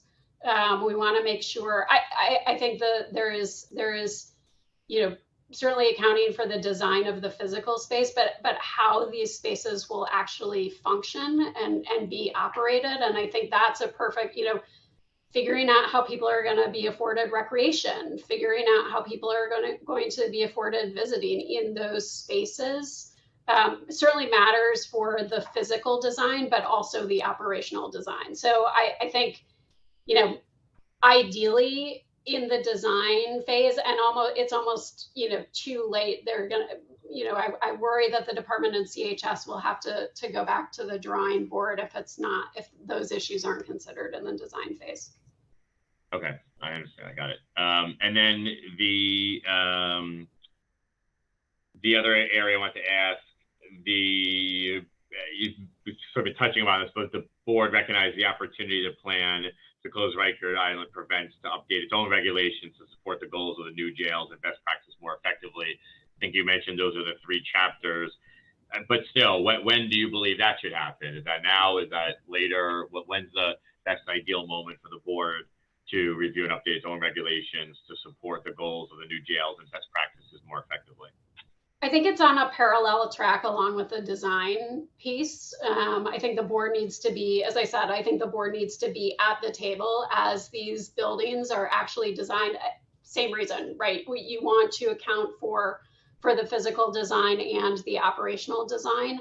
And I think working closely with DOC, CHS, DDC on the design will also highlight the areas that the board should focus on and go into rulemaking across those areas. So I think it's on a parallel track. Okay, I got it.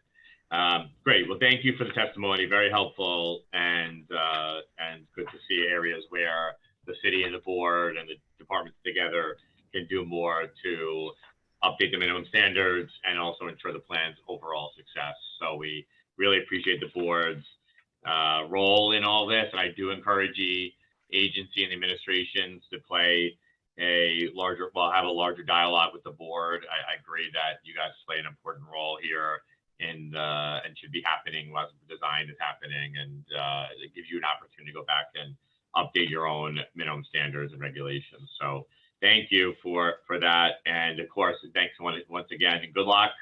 I don't know what's next, but good luck to you, and we always appreciate the board and your role here in helping us do our jobs more effectively. So thanks again, and enjoy the holidays. Thank you. I appreciate it. You too. Thanks. I just want to check again if any council members have any questions. Please use the Zoom raise hand function now.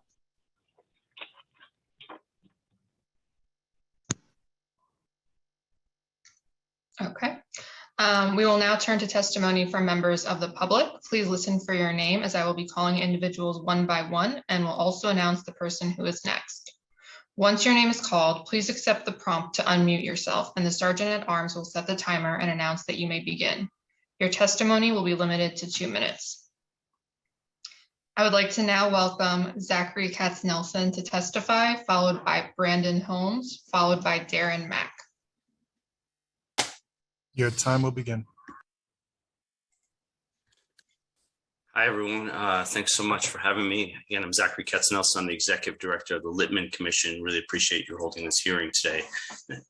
So getting off records, clearly it's an emergency, and getting the population down is the most urgent thing that we can do right now, in addition to getting shovels in the ground. So, we laid out a plan, as has been mentioned, with CCI earlier this year. It really shows that we can get the population down safely, securely. It can be done deliberately. We have 6 years to get this right, but we obviously want to get people off as quickly as absolutely possible. As we're looking at the jails, I just want to mention a few things that the city can do to really bring down both the size of the jails and get better outcomes for everybody. The first is supportive housing. We need to get as many supportive housing beds online as absolutely possible. The mayor-elect's plan to convert hotels to supportive housing is an excellent one that should be pushed forward as quickly as possible. Second, maximize the number of secure hospital beds that we have available. The mayor currently has pledged almost 400 beds, but there are almost 1,000 people at Rikers with serious mental illness, more with serious other health needs. We need more secure hospital beds that allow us to shrink the size of the borough-based jails and get people the care they need. And then those 3 empty or underutilized state prisons in Manhattan. One could be used for women. That can shrink the Queens jail by 15%. And the other 2 could be used for therapeutic housing for people with serious mental illness. That could bring the entire borough jail size down by 10%. Really good positive investments and much better outcomes for everybody, both individuals and long-term in terms of recidivism. And finally, we should be investing in those ATI programs that were mentioned, things like the Women's Community Justice Project and Exodus, which particularly involve housing alongside wraparound services, far better outcomes, lower recidivism, better for our city as a whole. I'll stop there. Thank you so much. Thank you for your ongoing work to close Rikers Island, but of course the recommendations and the most recent recommendations, but also your testimony as well. Nice to see you. Thank you. Next, we will hear from Brandon Holmes, followed by Darren Mack, followed by Jane Elke. Your time will begin. Thank you. I first want to acknowledge Meg Egan of the Board of Corrections. Thank you, and I admire the work that you've done in leading BOC staff to really try to have an oversight role that could support and be complimentary to the work that Chair Powers and the council have done to hold DOC accountable and protect lives in custody. On September 15th, we testified before this committee on the increasingly horrific conditions on Rikers, and a lot of that has been raised today and kind of discussed today. And we recognize that many of these issues still persist. And in my testimony from September 15th, I cited that we had 10 deaths in New York City jails this year, and now we've seen that increase by 40%. So the crisis is growing, and I hope that this hearing and the purpose of these hearings is still to build the case for council members doing their jobs as a delegation that can really advance this city in many ways. These hearings have to result in action, and we know that you all have access to the data, the testimony, and our protests to provide the opportunity to do your jobs as effectively as possible. But we still have to reckon with the 14 lives that were lost and the fact that, this hearing must turn into action in the upcoming stated meetings, such as passing Intro 2173, knowing that several of the deceased New Yorkers were subject to torture by solitary, and many more continue to face this day in and day out on Rikers Island. We believe that the city has run out of time for debate, and we really need to put the pedal to the floor. So we need to talk right now about these 4 immediate actions that I'm including, and I'm sure many others will add more.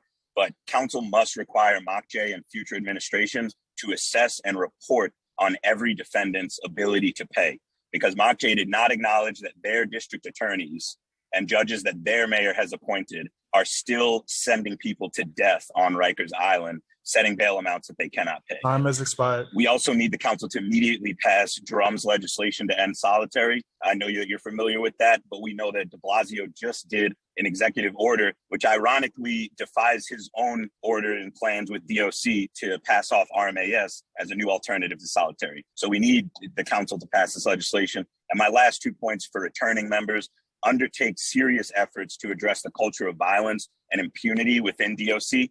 This past year and the year before, during peak COVID, you failed to reduce the budget and scope of DOC's work, right? And now the union is actively disrupting services in the city jails, resulting in lives lost. So we need to rein that in. And we need a collaboration that really moves DOC and the mayor's office forward on identifying a standalone site for women, because ultimately what has happened is, while the city council and mayor's office could not find an alternative for less than 300 folks on the island, all of those folks are now vulnerable to being transferred further from their families, further from the courts and services that they need. And it just completely spits in the face of all the work that you all and us have put in to close Rikers. Thank you. Thank you. Thank you for those specific recommendations and your ongoing work. Thanks, Brendan. Thank you. Next, we will hear from Darren Mack, followed by Jane Elke, followed by Angel Tueros. Good afternoon, Chair Member Powers and committee members. My name is Darren Mack. I'm a co-director at Freedom Agenda, and I'm also a survivor of Rikers Island. I believe, as most New Yorkers believe, in justice. In the words of the philosopher and author Fyodor Dostoevsky, who wrote that the degree of civilization in a society can be judged by entering its prisons. And similarly, I say that the degree of civilization in a city can be judged by entering its jails. And it would be fair to say that we are living in a state of barbarism. We all know about the conditions at Rikers Island. However, we can't lose sight of conditions in the current existing jails in the boroughs and the boat as well. I also experienced incarceration at the Brooklyn House Detention Complex, and it's deteriorating, antiquated, and does not meet state minimum standards like the other facilities in the boroughs currently.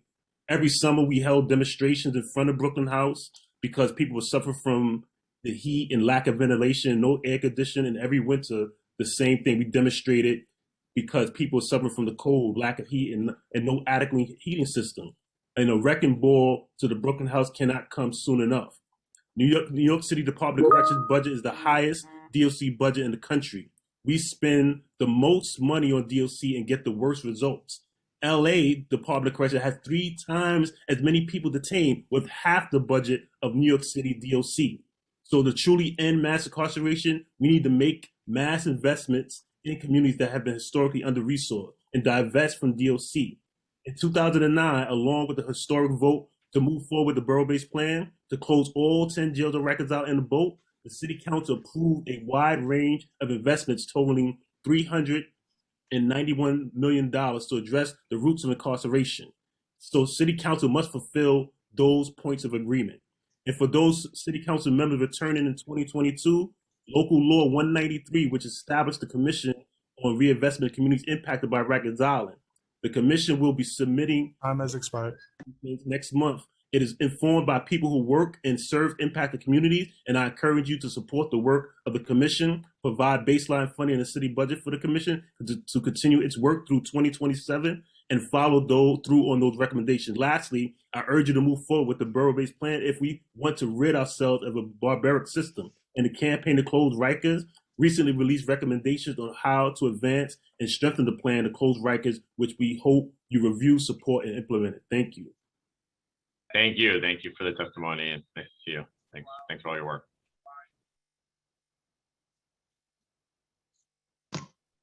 Thank you. Next, we will hear from Jane Elke, followed by Angel Tueros, followed by Crystal Gooding. The time will begin. Thank you for this opportunity. My name is Jane Elke. My husband and I live a few blocks from the Brooklyn House of Detention. I want to speak today from my perspective as a community resident, as well as a personal friend from someone who's been held at Rikers pre-trial since early January of this year. The plan our city has committed to must be expedited. Every day the current system continues. People from our communities are suffering, including those who work in the jails. I know that the employees are just as unsafe and decrepit a situation as are the people incarcerated. Most of the people I talk with in my community have no idea of what our jails are like or what it costs to hold people, how there is little focus on ways of keeping people from becoming involved in the system to begin with, or what could help to turn around those who have become involved, how people with serious mental illness and addictions are housed in with the general population, how little attention is given to preparation for reentry. The public needs education and needs to know ways that they and we all can support the better approach in your plan. Some homeowners voice concern for their property values. I can testify from 8 years of living near the Brooklyn Borough Jail that our property values have continued to rise and our neighborhood has not been impacted. The hope is for a whole new justice center there, one that serves a new justice system as well, including separate accommodations for people suffering with mental illness and addictions, in a building that will also lend itself to new community uses as the number of people incarcerated declines. You are the council that approved the historic plan for New York City. Please do all that you can in the remainder of this year to move that plan forward and to ensure that the new city council supports the obligations of that plan. Thank you. Thank you. Thanks so much for the testimony. Thank you. Next, we will hear from Angel Tueros, followed by Crystal Gooding, followed by Kendra Clark. Time will begin. Thank you. Thank you, Chair Powers and members of the Criminal Justice Committee for the opportunity to testify. My name is Angel Tueros. I'm a public health advisor, a human rights and social justice activist, and a member of Freedom Agenda.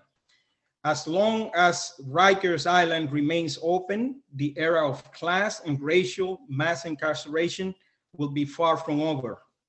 We have seen the conditions of confinement there worsen, and throughout New York City's jail system, the conditions have turned from bad to worse. 25 years ago, I was first caged in Queens House Jail, a dark, narrow, and filthy place, and later transferred to Rikers Island. I witnessed that violence rule, the physical design of dormitories and cells, cages, nurture stress and violence among those who were there and those who were detained. We were treated like animals and expected to behave like humans. except perhaps for the cruelty endured, there was nothing to contribute to the improvement of our lives there. We were fed even poorly. Officers carried their daily duties as if they were prosecutors, judges, jurors, and executioners, promoting violence against those presumed to be innocent, where not even the guilty should be treated with such indignity. A quarter of a century later, the conditions have worsened. For decades, every level of government with the power to change this has lacked the courage to do so. Just over 2 years ago, I sat in the chambers of City Hall with dozens of other survivors of Rikers and watch City Council take a historic vote to close Rikers, and with that to commit to reducing incarceration, recognizing the humanity of incarcerated people, and investing in communities that have been targeted by the carceral system. Finally, we urge this council to do everything in your power to make sure that the promises made in October 2019 are kept, and we will need you to exercise your oversight power every step of the way to make sure the plans for borough jails stayed on schedule, that the jails on Rikers are emptied, not just closed, but also transferred out of DOC control as the renewable Rikers plan requires. And we need you to pass the laws that sit before this committee right now, like the legislation to end solitary confinement. We have the courage to look past the scaremongering tactics that have always been used to block progress toward racial justice and human rights. With your leadership, we can ensure that in the next 6 years or sooner, Rikers Island, the Queen House, and every decrepit jail in New York City can be part of our history instead of our present. Thank you. Thank you. Thanks so much. Next, we will hear from Crystal Gooding, followed by Condra Clark, followed by Edwin Santana. Your time will begin. Good afternoon. My name is Crystal. I'm a member of Freedom Agenda. I'm here to briefly share my experiences visiting Rikers Island.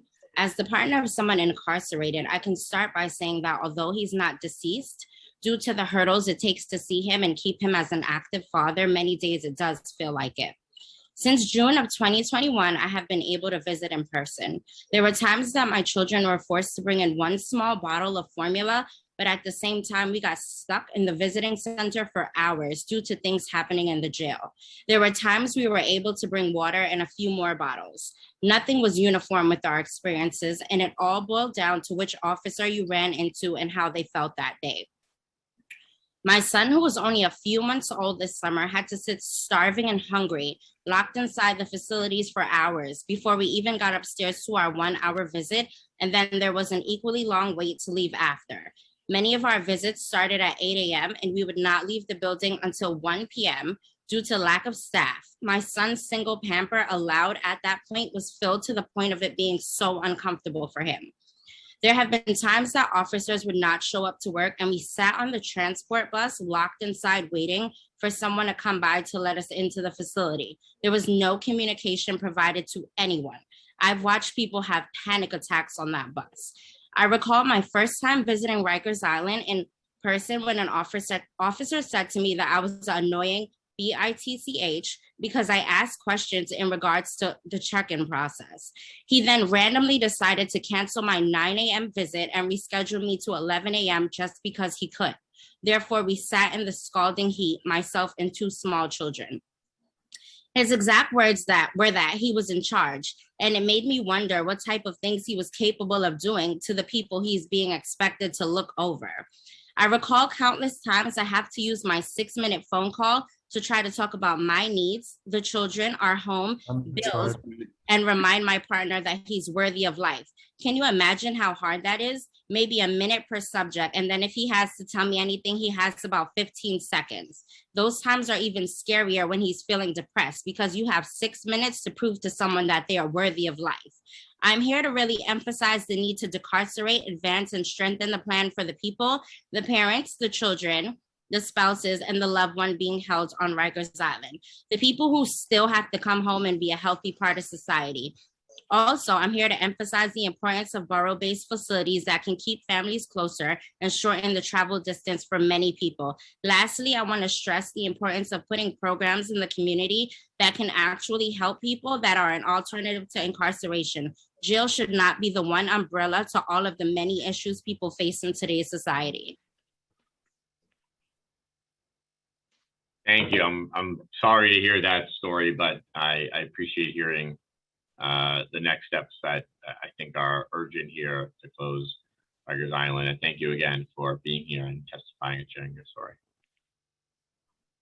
Thank you. Next, we will hear from Kendra Clark, followed by Edwin Santana, followed by Anna Pastoressa. Your time will begin.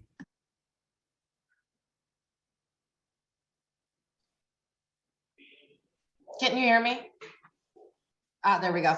Hi, my name is Kendra Clark. I'm one of the vice presidents with Exodus Transitional Community. We want to thank you all for letting us testify today. We work on Rikers Island right now. I have over 40 staff that are on the island. And just this last week, I came into the office because some of my staff had been pepper sprayed while they were working on the island. So I'm getting the background of the story. And yes, the incarcerated individual was in a space that they were not supposed to be. They got into a staff area. They stole food from a staff area. And as they were running out the door with food, this was DOC's response, was to pepper spray, right? So when we're talking about culture change and talking about design, like, let's get to the crux of it, right? This was a guy who clearly was hungry and he was taking food. Yes, he was not where he was supposed to be, but sure, our response have been to pepper spray, to where all of my staff got pepper sprayed as well. When we're talking about de-escalation rooms in the new facilities, then we should not have an ESU, nor should we be using pepper spray. Pepper spray is not a de-escalation tactic, right? You're not going to be able to change culture if we're going to continue to use punitive and harmful measures that hurt people. We had the privilege in 2019, and the Department of Corrections was part of this trip, to go to Europe, to see other models and how they were infused. There was complete culture change that was revamped in Europe, and these are in maximum security facilities. So again, it's very frustrating to keep coming back to a jail and talking about how we can't make change in a jail when other countries are able to make significant changes in maximum security facilities, right? And they've done that through the import model. The import model is a power sharing dynamic. Part of the reason why we've had such an issue during COVID is the officers have not shown up. They have unlimited sick time. And they cannot get fired, right? Per their contract with the union.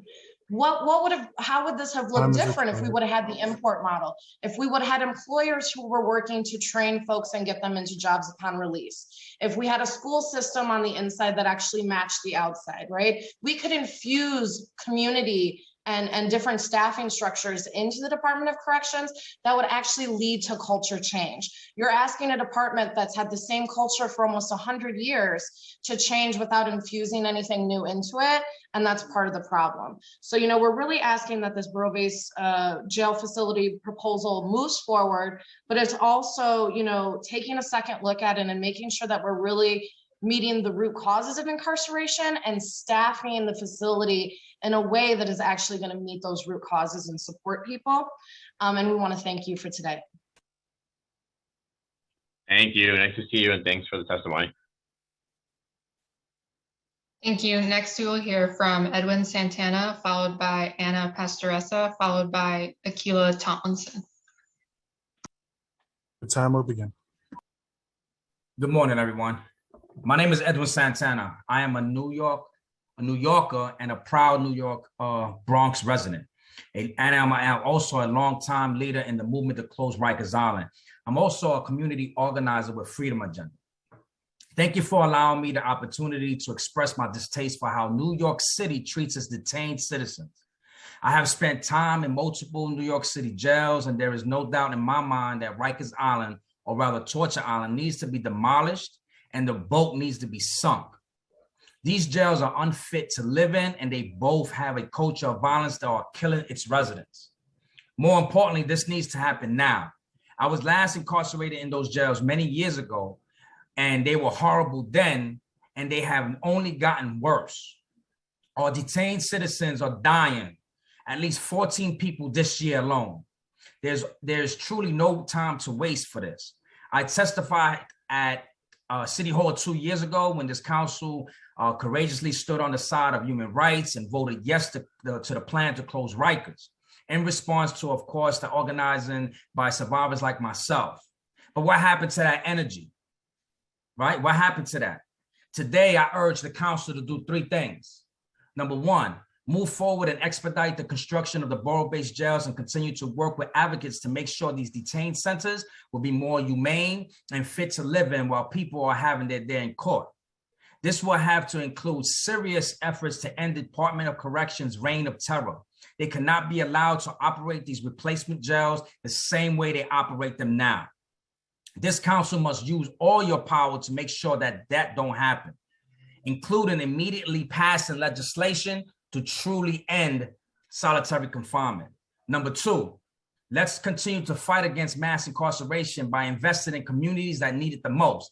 I live in the Fordham area of the Bronx, and I believe my neighbors will agree with me that we need to help the unhoused individuals sleeping on the streets instead of incarcerating them. And we also need to better our schools. Number 3, you must hold New York City's current administration as well as the upcoming administration accountable. Advocates will need your partnership to make sure the plan to close Rikers stays on schedule, that promises are kept, and laws are implemented correctly. Rikers Island, as well as the boat, as everybody testified here today, it knows that it's a human rights crisis. So let's do the right thing, everybody, and shut them down. Thank you. Thank you. Thanks for that testimony. Thank you. Next, you'll hear from Anna Pastoressa, followed by Akila Tomlinson, followed by Arlene Parks. Hi, my name is Anna Pastoressa. I'm a leader in the Close Rikers campaign and a member of Freedom Agenda. My son spent 6 years on Rikers Island waiting for trial, and I visited him every weekend, undergoing stressful trips, abusive treatment, and witnessing abuse inflicted on incarcerated people and visitors by officers of Department of Corrections.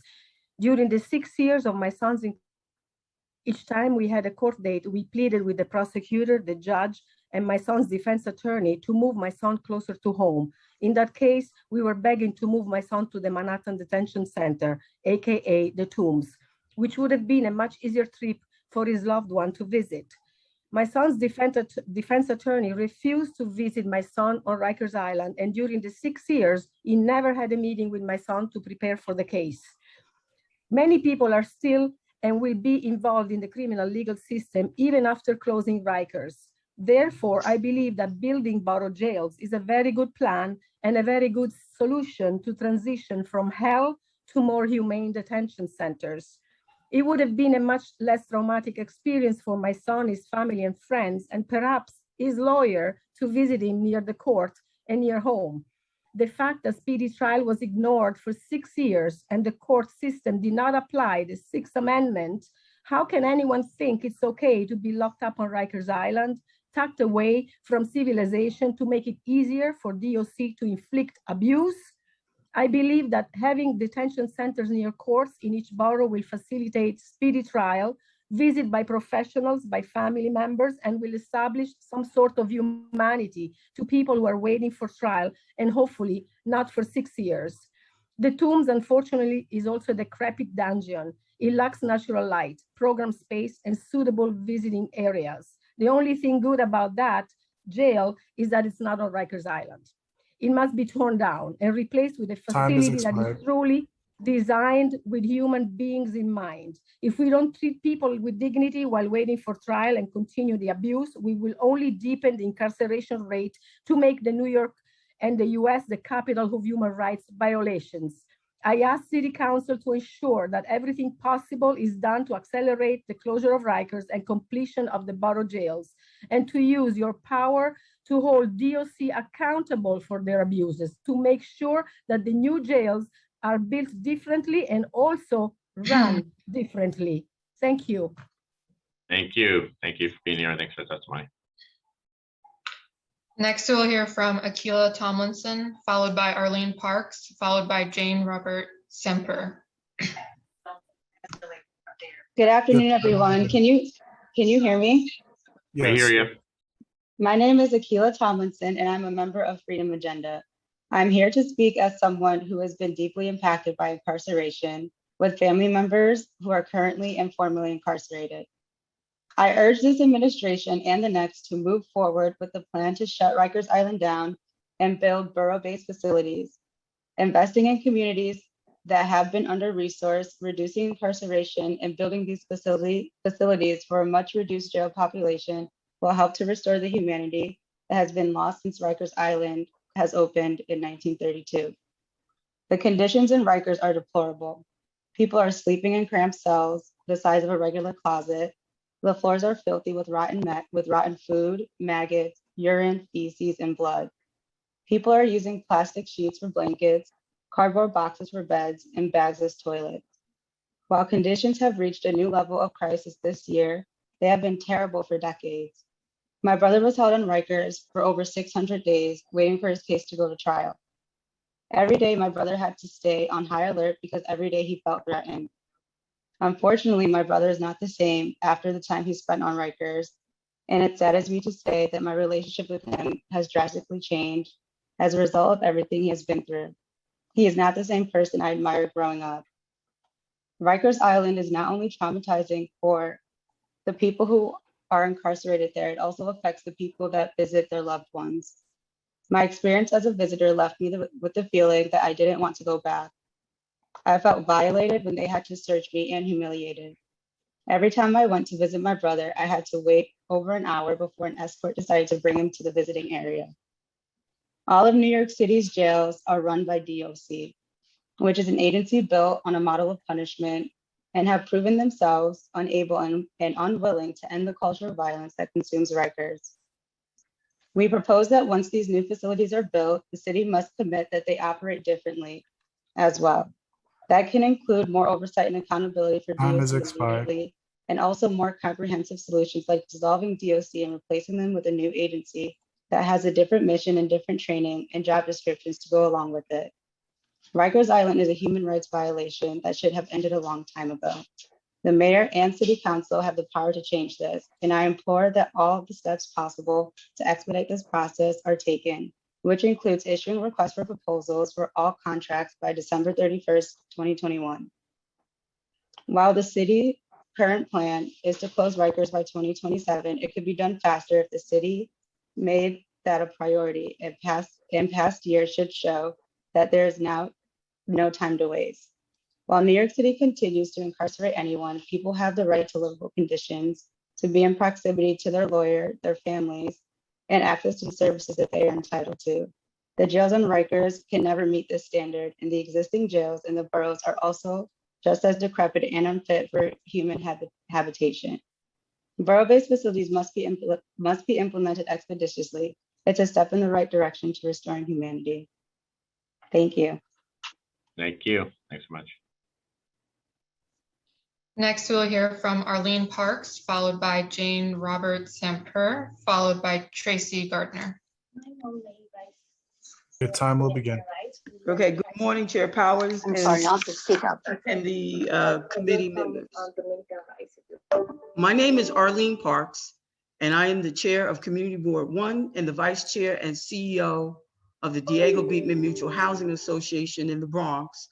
And I am here today to oppose the siting of the jail at 320 Concord Avenue. My community is in the midst of a cycle of unprecedented crime and gun violence without any help or assistance from the City of New York or law enforcement due to the collapse of the criminal justice system and the COVID pandemic. the brazen and the sheer number of shootings and men dying in the streets in my community and in Mount Haven is tragic and unacceptable. It is the direct result of decades of disinvestment in the district, coupled by the recent criminal justice reforms and the absence of a proper, equitable, and fair policing plan for the district. This has resulted in emboldening violent career felons that putting at risk the safety of innocent, law-abiding residents, families, and workers that live and work in the district, including at PS 65. There have been so many shootings along the corridor where the city wants to site the jail that we have had the need to request NYPD vehicles along the corridor to assist. There are NYPD vehicles posted at Brook Avenue and 139th Street, Willis Avenue and 137th Street, St. Anne's Avenue on 136, on St. Anne's Avenue on 137th. Time has expired.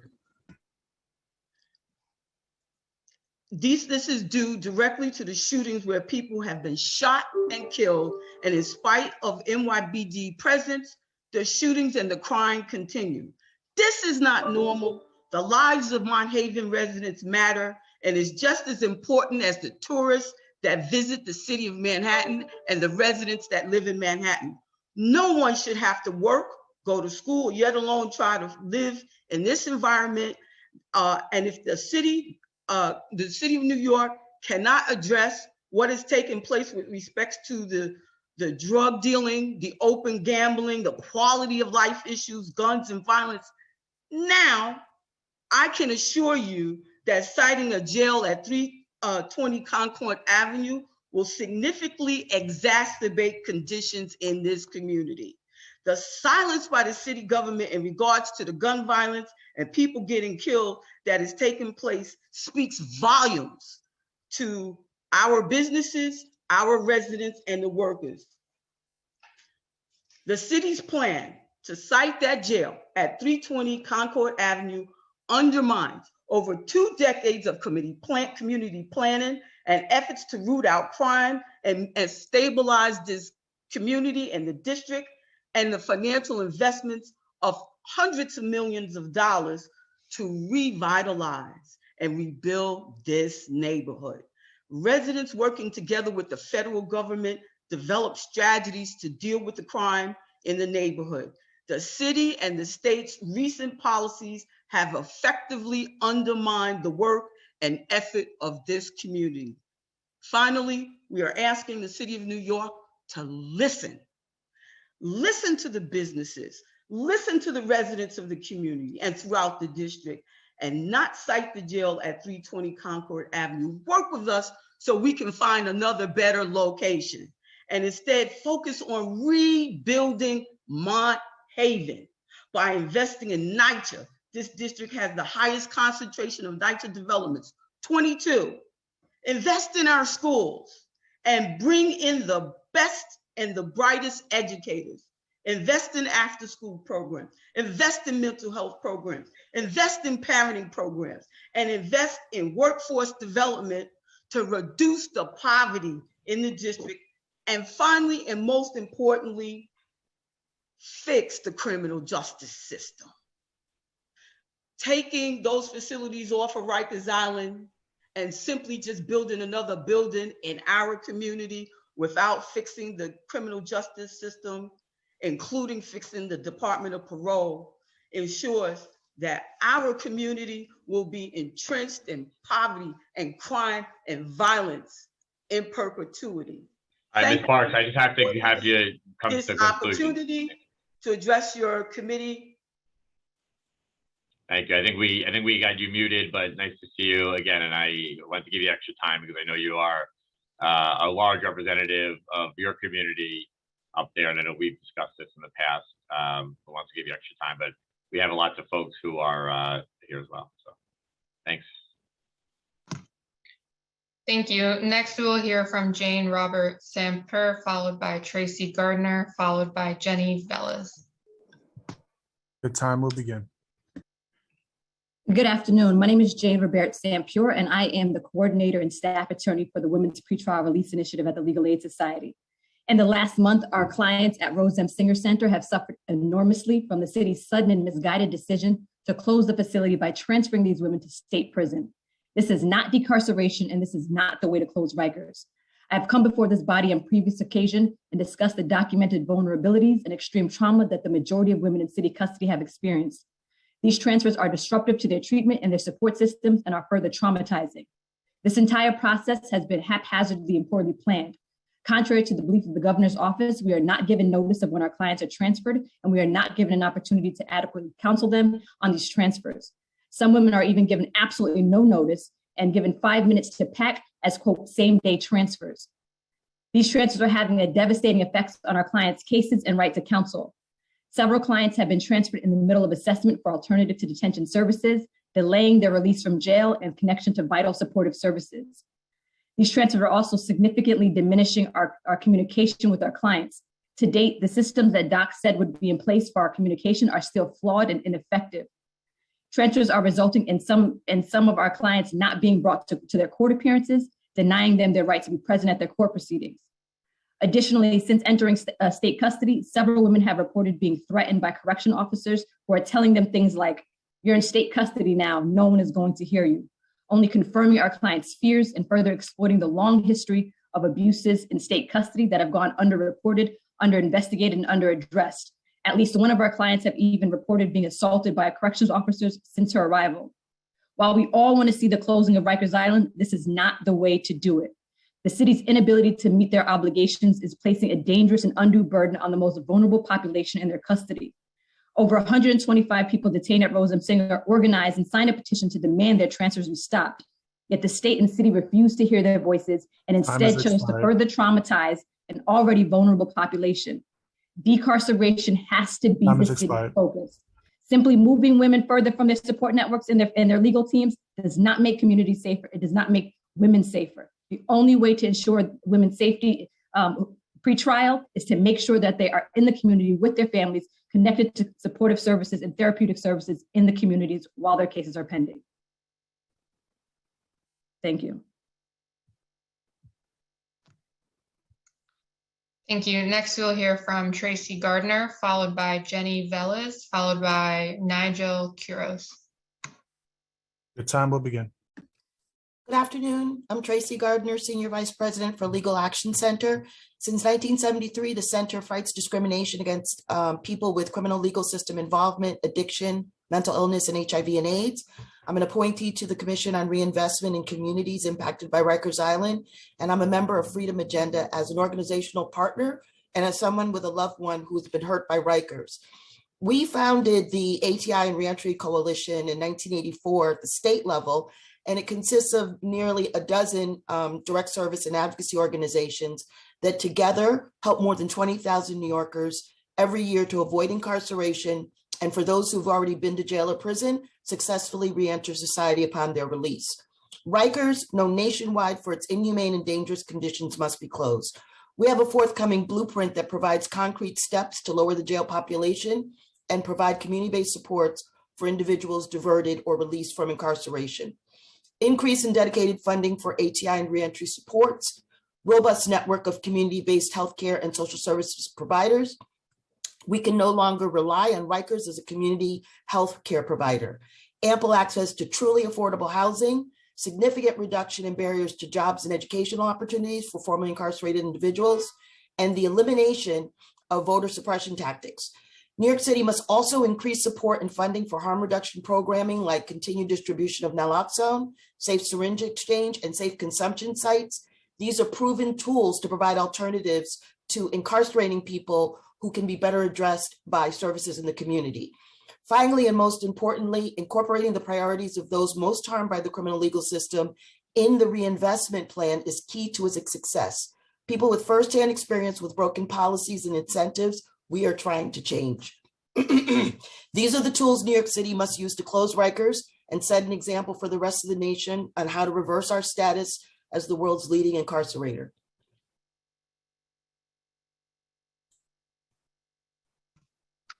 Thank you. Thanks so much. Next, we'll hear from Jenny Velas, followed by Nigel Quiroz, followed by Joanna Wheel. Your time will begin. Thank you, everyone. My name is Jenny Velos, and I am community organizer in the Environmental Justice Program at New York Lawyers for the Public Interest. For years, grassroots and community groups, criminal justice advocates, formerly incarcerated individuals, and other advocacy organizations, including NOPI, have worked together to push the city to close Rikers Island and reinvest in the communities most directly impacted by incarceration. The current conditions at Rikers underscores the need for its closure. Among the most egregious conditions are sewage backups, faulty plumbing resulting in the lack of clean, running water, and a lack of basic necessities.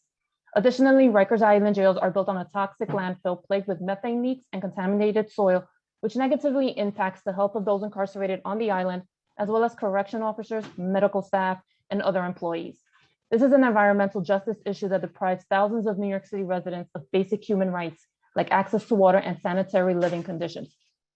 The city has a responsibility to stop this by implementing Local Law 16, which requires the transferring of land, buildings, and facilities of Rikers Island from the Department of Correction to the Department of Citywide Administrative Services, with the entirety being transferred no later than August 31st, 2027. However, the city has been negligent in its implementation. The first land transfer was supposed to occur no later than July 1st, 2021, but the city waited until August to transfer a small portion of unused land. Instead of transferring the inactive facilities on the island over to DCAS, in the fall, the city reopened EMTC, which was initially closed and should have been part of the initial land transfer. With OBCC currently open and the reopening of EMTC, the city needs to prioritize decarceration by closing OBCC and transferring the land by the end of the year. These jails should have been among the first pieces of land transferred, and no plan has been shared to transfer more land by the next deadline in January. Many of the same environmental justice issues at Rikers underscore the urgent need to replace the current borough-based jails.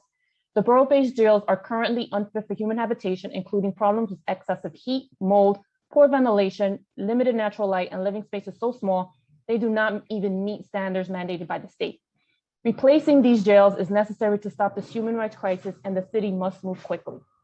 The history of Rikers Island is one of inhumane and environmentally unsafe conditions, and we now have the opportunity to turn something that has had such a negative impact and legacy on our city into something that serves as a step towards restorative justice. NOPI calls on the city to transfer land on Rikers to DCAS and issue the RFPs for all construction contracts for the borough-based jails by the end of the year. Thank you. Thank you. Next, we'll hear from Nigel Quiroz, followed by Joanna Wheel, followed by Eileen Marr. Good afternoon. Thank you. Good afternoon. My name is Nigel Quiroz, and I'm an attorney and field organizer at the Innocence Project. The Innocence Project is a national organization that works to exonerate the wrongfully convicted and reform the criminal legal system to prevent future injustice. As a member of the campaign to close Rikers, the Innocence Project is deeply grateful that the City Council has recognized the overall negative effect that Rikers has had on the people of New York City, disproportionately people of color. The Innocence Project hopes that this process will mitigate the abuses and tribulations of those people held at Rikers who are presumed innocent, including some awaiting trial for years. With the anticipated dramatic decrease of pretrial detention in New York City, we hope to see fewer people pleading guilty to crimes they did not commit just to avoid time in jail. The nation's more than 375 DNA-based exonerations demonstrate the problem. More than 10% of them proven innocent through post-conviction DNA testing had originally pleaded guilty to serious violent offenses. When you consider the number of people who pled out when the charges and stakes are lower, we believe an enormous number of innocent people plead to lower level felonies and misdemeanors. Those individuals that are housed on Rikers Island, many of whom are presumed innocent and are subjected to terrible conditions, isolated from legal representation and the support of family and loved ones, and access to courts. They are often shuttled on long trips back and forth to court dates, housed in deplorable conditions and subjected to violence at the hands of others being housed, and even correctional officers themselves. And of course, current conditions on the island are nothing short of a human rights crisis. These issues can be remedied by the construction of new, more centrally located borough-based facilities with more program space and more humanizing design. The existing borough-based jails, namely the Boat, the Tombs, Brooklyn House, and the Queens House, are unacceptable. If we care about human dignity, decency, and due process, we cannot allow for people to continue to be jailed in any of these facilities, which are all in decrepit conditions, well past the shelf life, and as we have seen, breeding ground for more exposure and infection of the coronavirus. I just like to thank you. Just moving forward, replacement borough-based jails is urgent. The city should take all steps to expedite this process, including issuing requests for proposals for all construction contracts by December 31st, 2021. And thank you for your time. Thank you. Thanks for the testimony.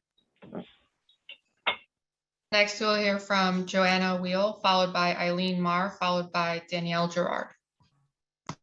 Your time will begin. Good afternoon. My name is Joanna Weil, and I'm a senior researcher with the Center for Court Innovation. The center supports the borough-based jails plan, and we urge council to use its authority to help the city reach the finish line on schedule in 2027.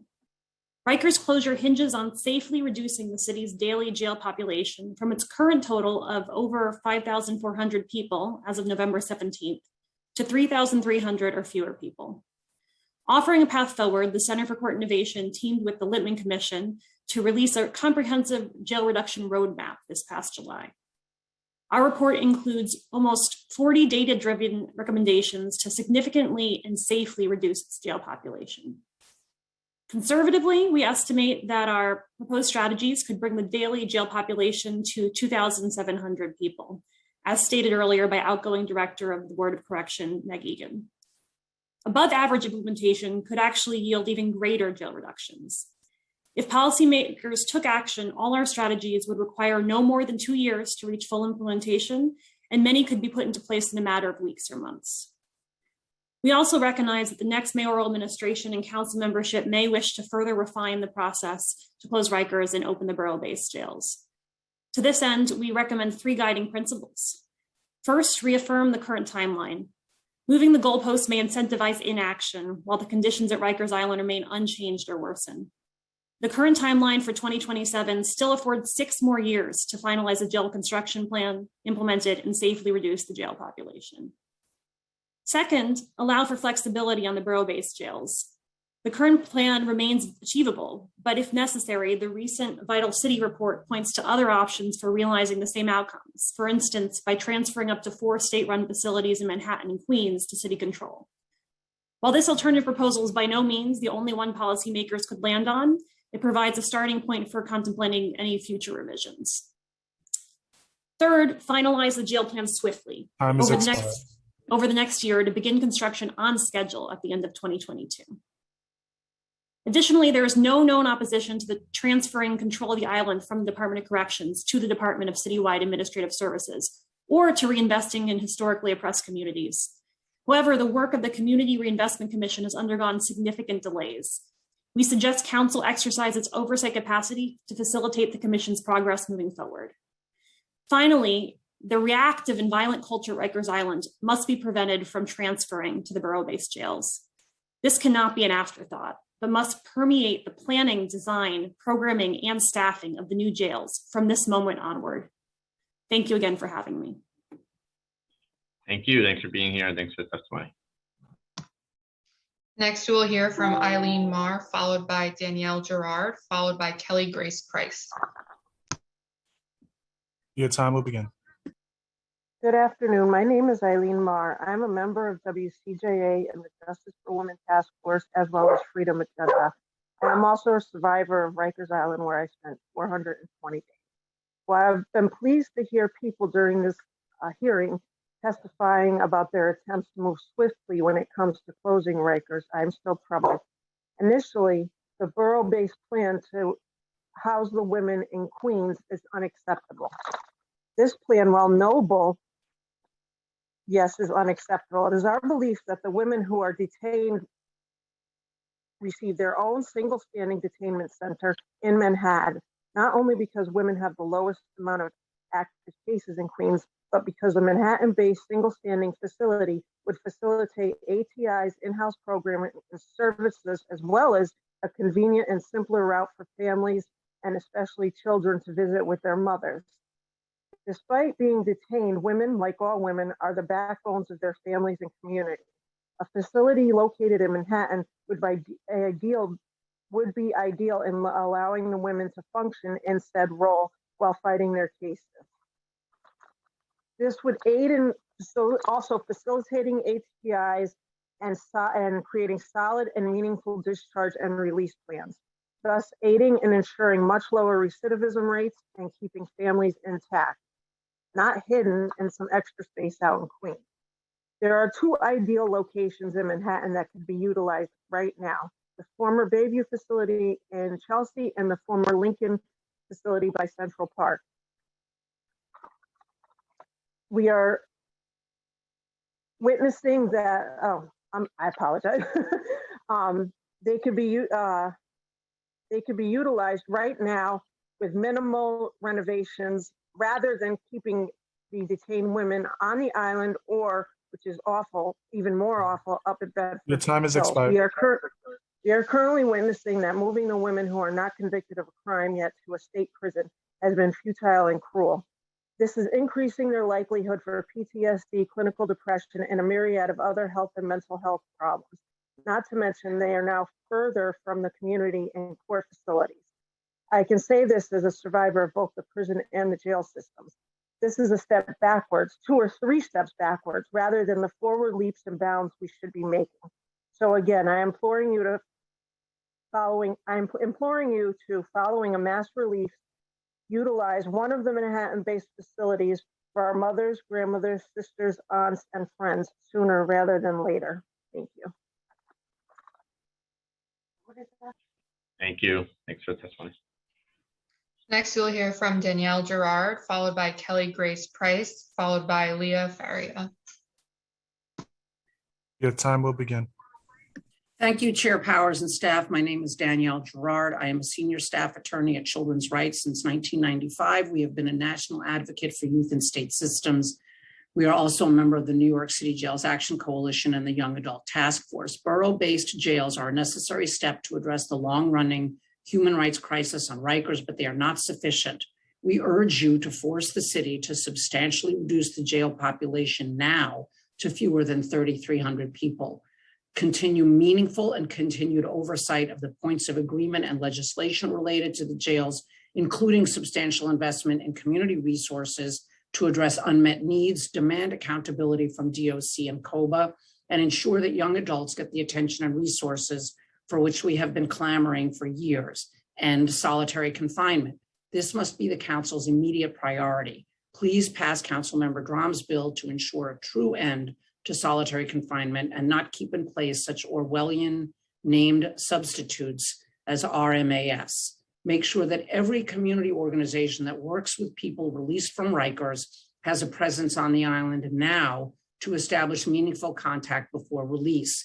Begin planning now to have programming, education, recreation, and mental health services available for young adults across all borough jails. This requires significant input on the design. Research shows that young adults up to age 25 are still developing, are incredibly impressionable, and require unique programming to meet their needs. Now is the time to plan to provide easily accessible programming automatically to all young adults upon intake, and never to be used as an incentive. Now is the time to plan for making education available in congregate settings and easily accessible for all young adults and for any incarcerated person who chooses to study. Please focus on the hundreds of young adults in the system who consistently do not get enough programming, education, mental health care, and even food, as young adults themselves recently shared at a meeting of the Young Adult Task Force. I refer you to testimony for more detail. Thank you. Thanks so much. Thanks for being here. Next, we will hear from Kelly Grace Price, followed by Leah Faria, followed by Bria Agard. Time will begin. Hi, this is Kelly Grace Price from Close Rosies. Thank you, Chair Powers and council members, for allowing me to appear via Zoom today and share my comments with you. I want to address a couple things. I want to quickly run over the bill that's scheduled to be heard today, Intro 903.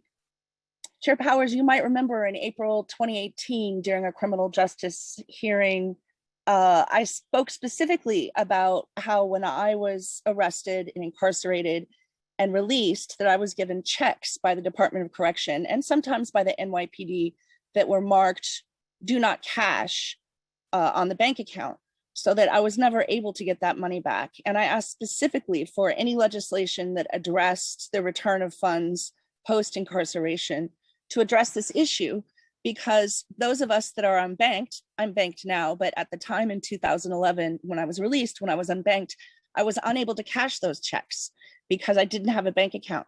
Now, any other person that's given a check can just walk into the check the bank that check is issued by and cash the check with ID. But the DOC and the NYPD specifically mark their accounts, those checks from those accounts do not cash. That's an issue that has to be addressed in the legislation. I didn't mean to spend so much time on that. I want to echo what I've heard today from the Legal Aid Society and from my colleague at the Women's Community Justice Association, calling for an end to this horrible plan to move people to Bedford. I've submitted extensive testimony to the BOC and to the council about the harms that are happening. Look, at the end of the day, the city's going to get sued for this mess, and every woman that's transferred is going to get a payday. It's going to be a mess. It's going to lock people up for years in court, but at the end of the day, at least some people will get a monetary reward. It's going to happen. It's already in the works. So honestly, it's not a done deal. And there's a couple other lawsuits. I want to just quickly say that I was shocked to hear Margaret Egan's actually put on the record today that the Board of Correction has not been included in any of the borough-based jail planning when it's specifically in their charter to have oversight over all capital spending and planning. I think that this is a pattern that the mayor, we all know the mayor has obfuscated the board's role and undermined the board's authority by wonking with the appointment process. Please, if there's anything I can urge the council to do, make your final appointment to the BOC before the end of this term. You've had an open appointment now for a year. You had two for a few months there, but there's still an open appointment. Also, urge the judiciary, I believe that they have an open appointment, and make sure that the appointment process going forward is not monkeyed with. I've testified extensively about how this mayor is monkeyed with the appointment process. Please make sure that this practice is not carried over into the new administration. I'll submit my written testimony. Again, I want to thank Margaret Egan. I'm sorry to see you go. Thank you so much for all your work. Godspeed to you. Thank you. And I'll look at the bill relative to your suggestions and appreciate that feedback. Thanks so much. Next, we'll hear from Leah Faria, followed by Bria Agard, followed by Candy Johnson. Your time will begin. Good afternoon, Chair Powers and all of the council members. My name is Leah Faria, and I'm the Women's Community Justice Association Task Force and Community Organizer. WCJA is led by justice-impacted women and service providers who launched the Beyond Rosie's campaign to close the Rose M. Singer Women's Jail on Rikers Island. Our movement was created because the women and the gender-expansive population of Rikers Island were often treated as an afterthought. We advocate for diverting as many women as possible from Rosie's and securing a new permanent, centrally located and humane facility for those who remain. On October 13, 2021, Governor Kathy Hochul and Mayor Bill de Blasio announced the transfer of nearly all women from Rikers to Bedford and to Taconic Correctional Facilities in Westchester. They committed to the move being temporary, which is critical because these state prisons are 40 miles outside of New York City and incarcerate those who have already been convicted, while 90% of the women of Rikers are awaiting trial. Currently, the only permanent arrangement for women is the city's borough-based jail plan. It places them in a new facility with men that is located on the outer edges of Queens and scheduled to open in 2027. When the city council voted to approve the plan in 2019, the points of agreement stated the city would explore the feasibility of moving the women's facility to a different site. In light of the transfer, a new plan is needed to bring the women back to New York City as soon as possible to a humane, accessible facility that would not replicate the conditions at Rikers. Former New York State Judge Jonathan Littman wrote in the New York Times that 3 New York State-run prisons in Manhattan sit empty and underused, and one should be swiftly converted into a facility for women. We echo Judge Littman's call to bring back mothers, daughters, and sisters by using one of the Manhattan sites, Edgecombe, Beacon, or Bayview Correctional Facilities, as a permanent standalone center for the women of Rikers. Thank you and have a great afternoon. Thank you. Thanks so much. Next, we will hear from Bria Agard, followed by Candy Johnson, followed by Reverend Dr. Chloe Breyer. Hi, good afternoon, Chair Powers and members of the Committee of Criminal Justice. My name is Bria Agard, and I am a Tau Fellow interning with the Women's Community Justice Association. In the past several months, there has been increased media coverage concerning the horrors of Rikers Island. The facilities on Rikers and DOC have proven their inability to effectively rehabilitate and serve the individuals being held within its walls. It is essential that any replacement facility must support individuals' needs instead of traumatizing and generating further harm, and frankly should not be run by the DOC. At YCJ, the central mission of our Beyond Rosie's campaign is to permanently close RMSC and to decarcerate female and gender expansive pretrial population to below 100. When I started at YCA in early September of 2021, there was about 316 people in custody at the RMSC, and their average length of stay was 233 days, which is just under 8 months. On November 16th of 2021, there was 253 individuals within the span of 2 months, and the average length of the stay has increased to 274 days, or just over 9 months. As a city and advocates have worked tirelessly to decarcerate, we have failed to support those with more serious charges who, as a result, have increasingly long lengths of stay due to their court backlogs. Jails are not designed to hold people for long periods of time. One of the main criteria used to establish borough-based sites was the geographic location of centrality. When looking at data concerned for borough of charge, the most women consistently come from Manhattan, followed by Brooklyn. YCJ is advocating for centrally located standalone sites, preferably in Manhattan. Regardless, as women and gender expansive people are being moved to Bedford Hills, it is important more than ever to begin construction or renovation of the state and city-owned buildings to ensure that the move is temporary. We must continue to move forward with the plan to close Rikers to build safer, smaller, and fair borough-based facilities, especially as women are now being held at Bedford Hills. It is essential to ensure that this move is temporary and is as short-ended as possible. I thank you for your time and the opportunity to speak on this matter. Thank you. Thank you. Thanks so much. Next, we will hear from Candy Johnson, followed by Reverend Dr. Chloe Breyer, followed by Apostle Anelove Chika Alston. Your time will begin. I thank the committee for the opportunity to speak. My name is Candy Johnson, and I'm a senior youth advocate at Youth Justice Network.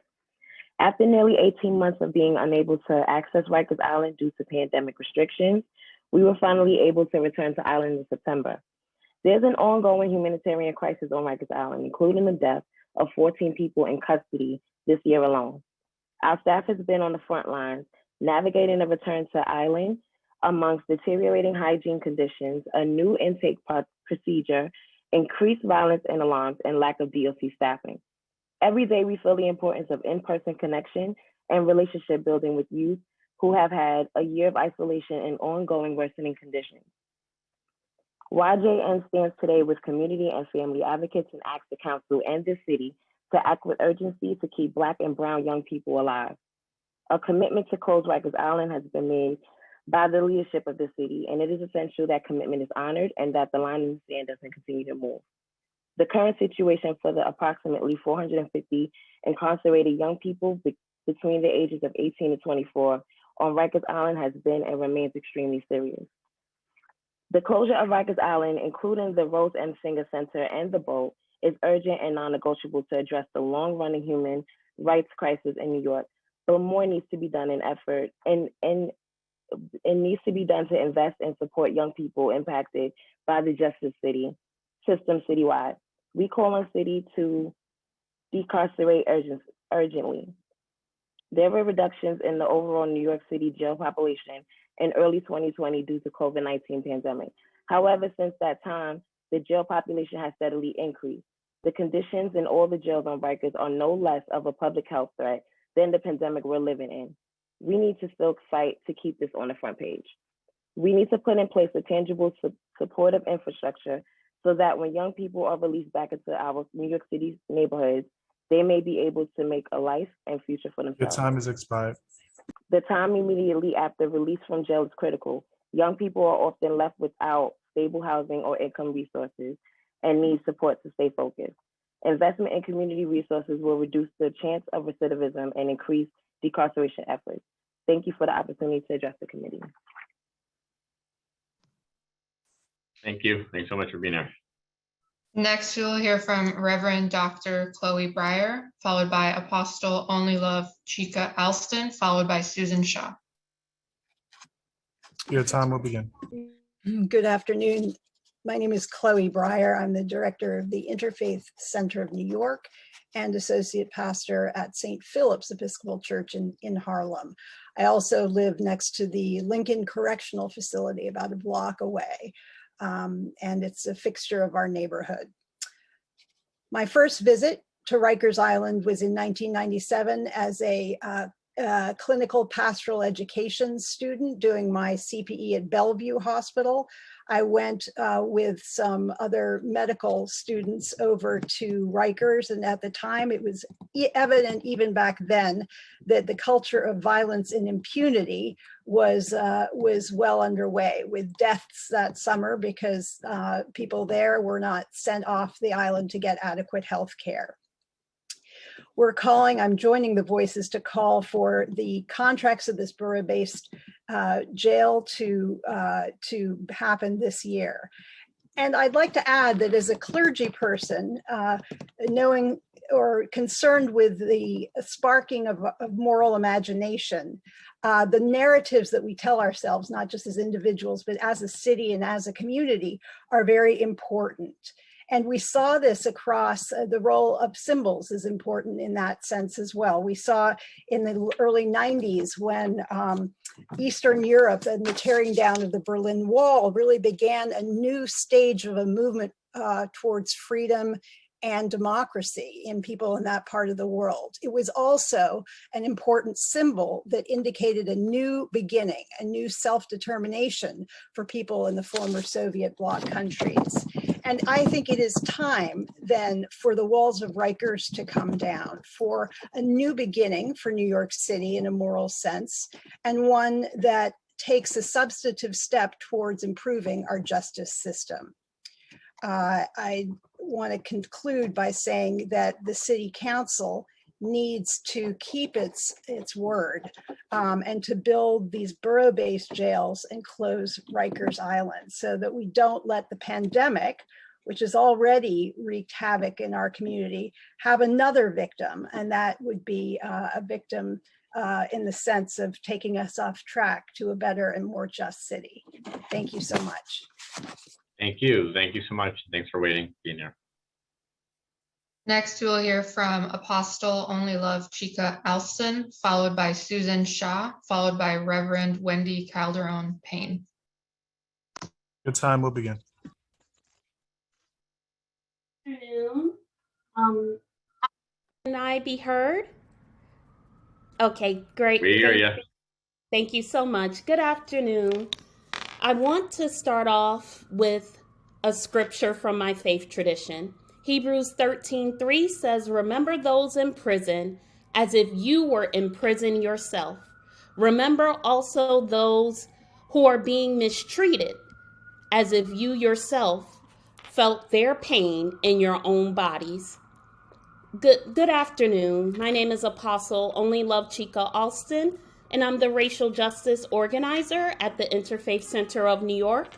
I'm also the founder of Prophetic Whirlwind Ministries, and I've been a resident of Harlem since 2007, but I was born and raised in East New York, Brooklyn.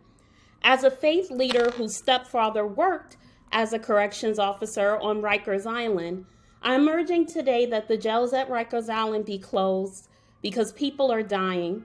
We also need to reduce incarceration and shrink the capacity of the jail system while ensuring that the conditions are humane for anyone who remains incarcerated.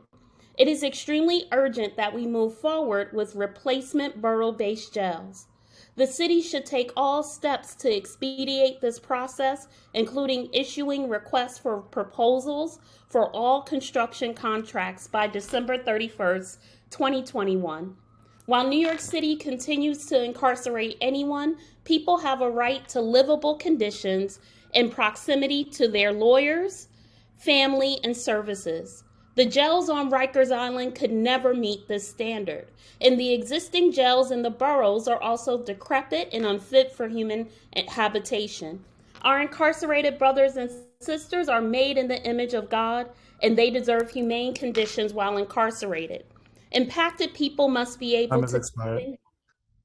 Thank you. Impacted people also need to influence how the borough-based jails will be built. Thank you so much, and good afternoon. Thank you. Thanks for being here. Next, we'll hear from Susan Shaw, followed by Reverend Wendy Calderon Payne, followed by Eric A. Goldstein. Good time will begin. Good afternoon, Chair Powers and members of the Committee on Criminal Justice. My name is Susan Shaw, and I'm the Managing Director for Racial Justice at Trinity Church Wall Street Philanthropies. Thank you so much for this opportunity to testify today. As part of our commitment to end mass incarceration in New York City, Trinity has vigorously advocated for the closing of the jails on Rikers Island and replacing them with smaller and more humane borough-based jails. At the same time, we support the implementation of policies and initiatives to safely reduce the city's jail population to no more than 3,300. For a number of years, Trinity Church has funded the work of the Lippman Commission, as well as many of the organizations that are working closely with the Commission, the City Council, and the administration to ensure that the city makes good on its promise to close Rikers by 2026. During this pandemic, however, we've grown increasingly concerned about the strength of the city's commitment to close Rikers and fully honor the plan that was passed in October 2019. It's been disheartening to see attempts to walk back certain portions of this plan, to reduce the budget for implementation, and to delay the agreed upon timeline. We cannot go backwards. The ongoing humanitarian catastrophe that has unfolded on Rikers cannot continue. This decrepit penal colony is a public health abomination. The conditions are irreparable. 14 New Yorkers have died while in custody of the DOC this year, and so many more are suffering from unconscionable conditions. Corrections officers are suffering too. We've also heard that female corrections officers are reported being attacked. Simply put, Rikers Island and our city's existing network of jails will never be able to protect the health and safety of those who are detained with them. So we ask that as we prepare for an enormous change in leadership, that the incoming administration and new city council fully commit on this plan to close Rikers by 2026 and move forward with the design and construction of the borough-based jail. And do so with the expertise of survivors of Rikers and others with lived experience. The only important exception I offer is to heed the well-informed calls of WCJA and the Beyond Rosie's campaign to move the women to one of the state-run facilities in Manhattan instead of housing them in Queens. Thank you very much. Thank you. Thanks for being here. Thanks for the testimony. Next, we'll hear from Reverend Wendy Calderon Payne, followed by Eric A. Goldstein, followed by Walter Wally Nash. Your time will begin. Hi, I've had some technical difficulties and I just lost my testimony, but that's okay. My name is Reverend Wendy Calderon Payne. I am the Executive Director over Bronx Connect. Since 2016, we have worked tirelessly with community advocates to see the hellhole that is called Rikers and the barge that is really a slave ship in the Bronx to be closed permanently. We do not believe that these represent the progressive values of New York City. We do not believe that these situations in these facilities support the redemptive purpose for the young people that are, and the young people and adults that are caught up in the system.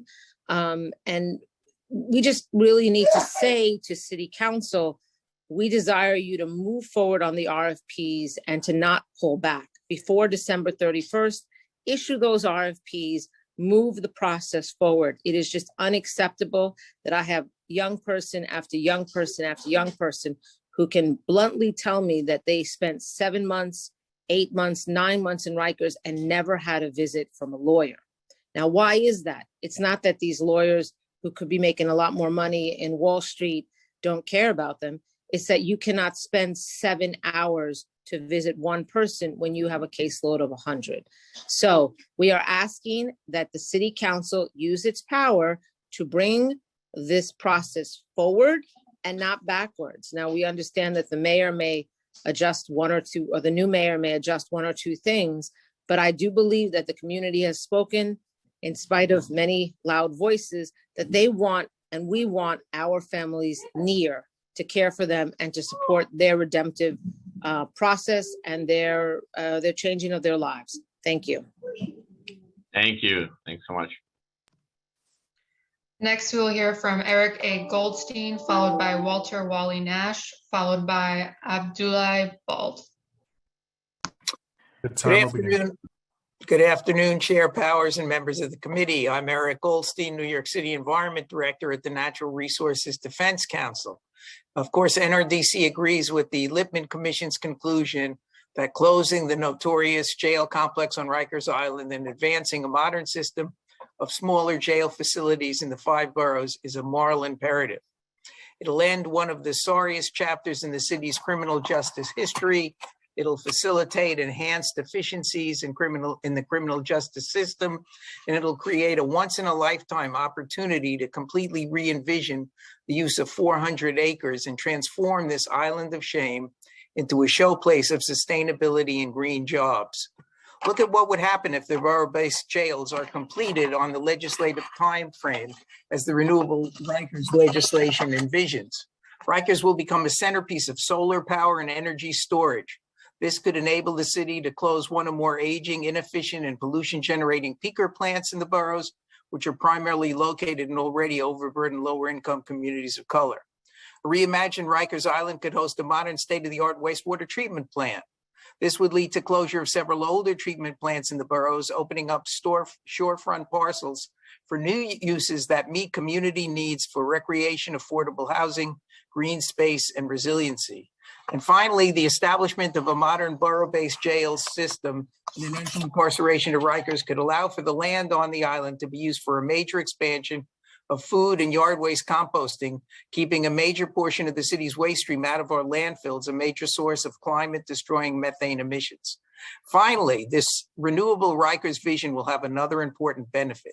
It could bring a measure of justice to those who have disproportionately been affected by Rikers Island jail operations by providing new opportunities for jobs and job training programs for former Rikers Island detainees, and by offering economic benefits such as energy rebates to neighborhood residents that have suffered directly and indirectly from Rikers operations. In sum, implementation of the borough-based jails program will demonstrate how criminal justice reform, social justice, and environmental protection can go hand in hand.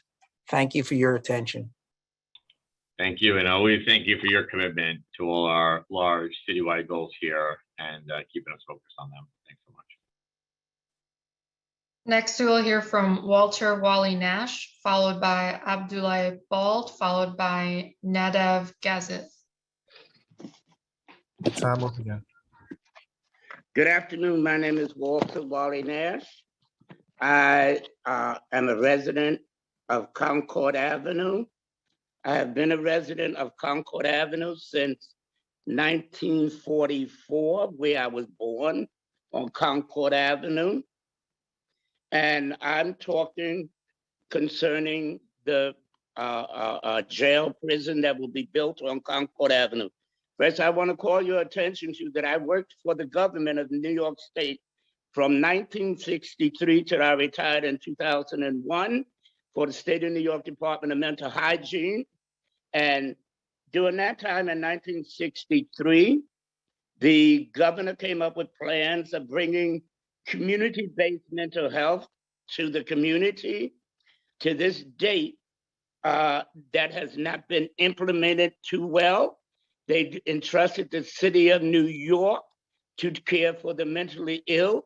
And as you can see, the city of New York is not able to care for all of the mentally ill that the state of New York has dumped out on the street. As far as the buildings are concerned that I heard about in Manhattan, Queens, Brooklyn, and the Bronx of the state institutions, yes, they are closed. And as you can see, the mentally ill are out on the street. You can use those buildings for other purposes. As far as the new programs for the Department of Correction, you cannot put new wine into old, no, you cannot put old wine into new bag. The overall administration of the government has not changed. You cannot have a new jail without new programs. And the new program should have started years ago. To say that you're going to now move the jails to the community, you had the jails in the community in the beginning, and you should have come up with the programs. What you need is to change the government's way of thinking, because if you'll notice, nothing has changed from 1963 to this present moment for the state.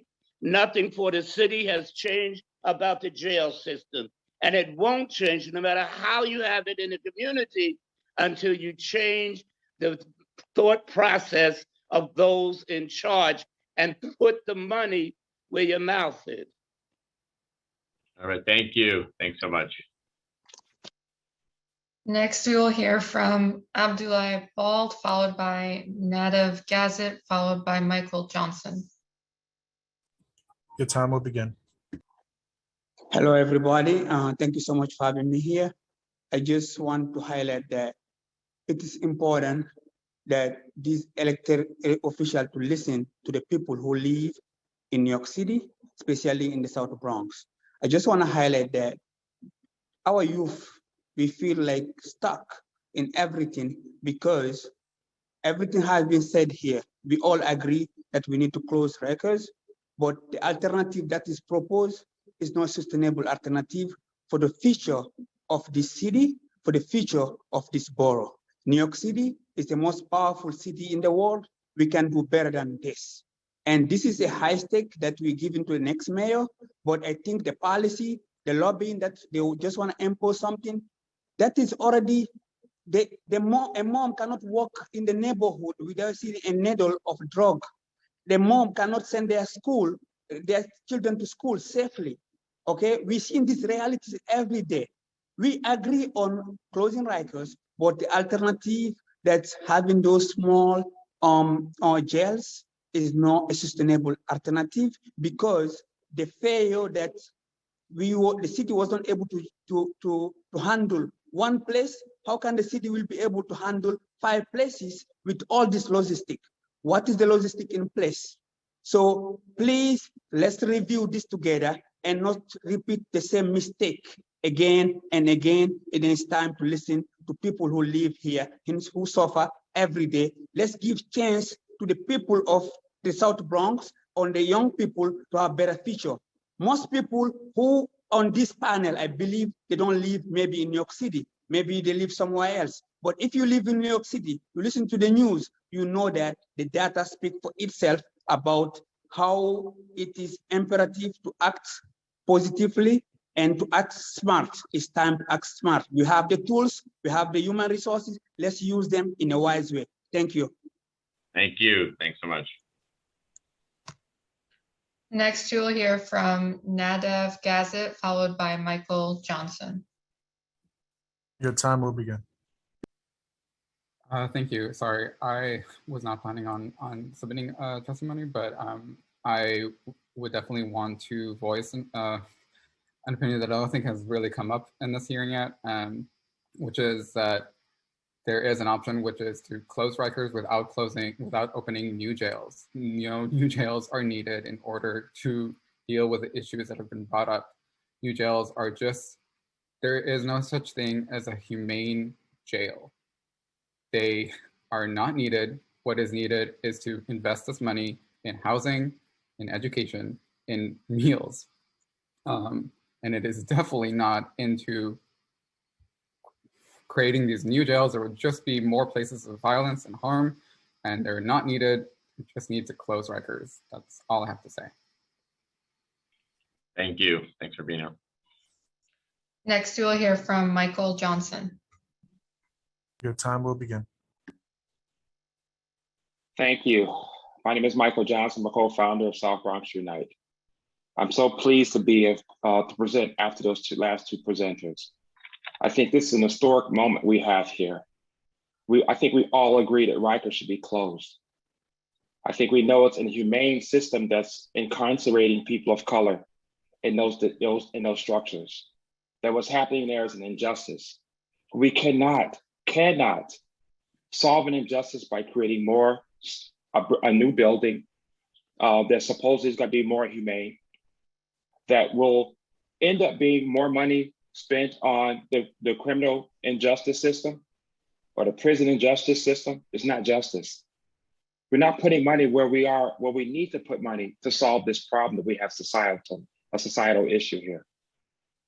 We all agree Rikers is a bad idea, has been a bad idea from the start.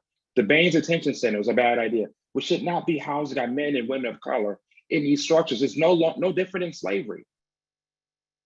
So what we have to do is put money into making sure we do alternative incarceration, into programming for extra educational opportunities. Let's heal our society. Let's do humane justice here. But building a new building does not solve the problem. Putting $1 billion to the problem is not solving it. Let's be creative. We have an opportunity right now to tell our children that we did something landmark here. We closed this institution, but we also worked at changing this institution. Change the institution, not throwing $1 billion at a new building. It's not revolutionary to put lipstick on a pig and call it something different but a pig. Let's change this situation today. We have an opportunity as people of consciousness. Now, I know my time is running out, but I need 10 more seconds. We can't put billions of dollars in our system where we spent in this community. I know my time is expired, so but give me 1 minute or 30 seconds. We're building a new 40th precinct police department in our neighborhood, spending $57 million. But now it's ballooned to $68 million.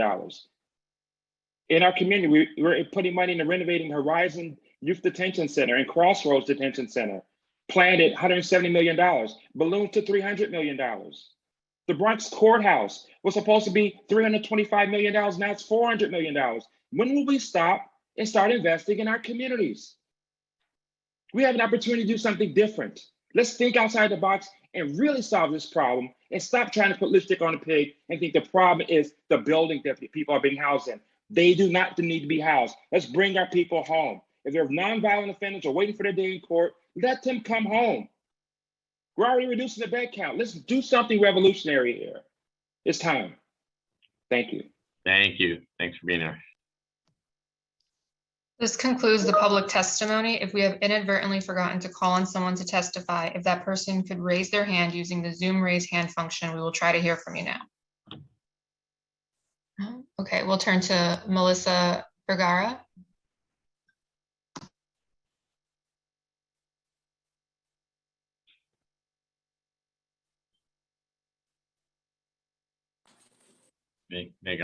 Hi, how are you? My name is Melissa Vergara.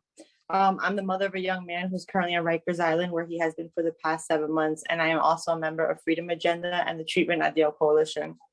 My son has a diagnosis of disruptive mood dysregulation disorder, oppositional defiance disorder, autism spectrum disorder, and he also has impairment to the frontal lobe of his brain. Since my son has been on Rikers, he has encountered immense violence and inhumane treatment. My son has been slashed in the face, stabbed, and had to get part of his finger reattached after a faulty door was slammed on his finger. When my son first got to Rikers Island, I tried to contact the facility to inform them of his mental health history, and as my son can articulate this information.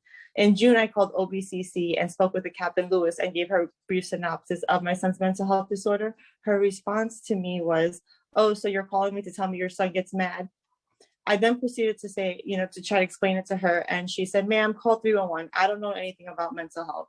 Later that day, my son was pepper sprayed and left in his cell for 6 hours as a punishment for his symptoms.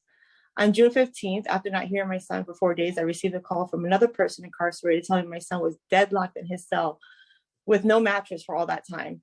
On June 21st, my son was slashed in the face and told by an officer to write a statement just saying he fell off the bed.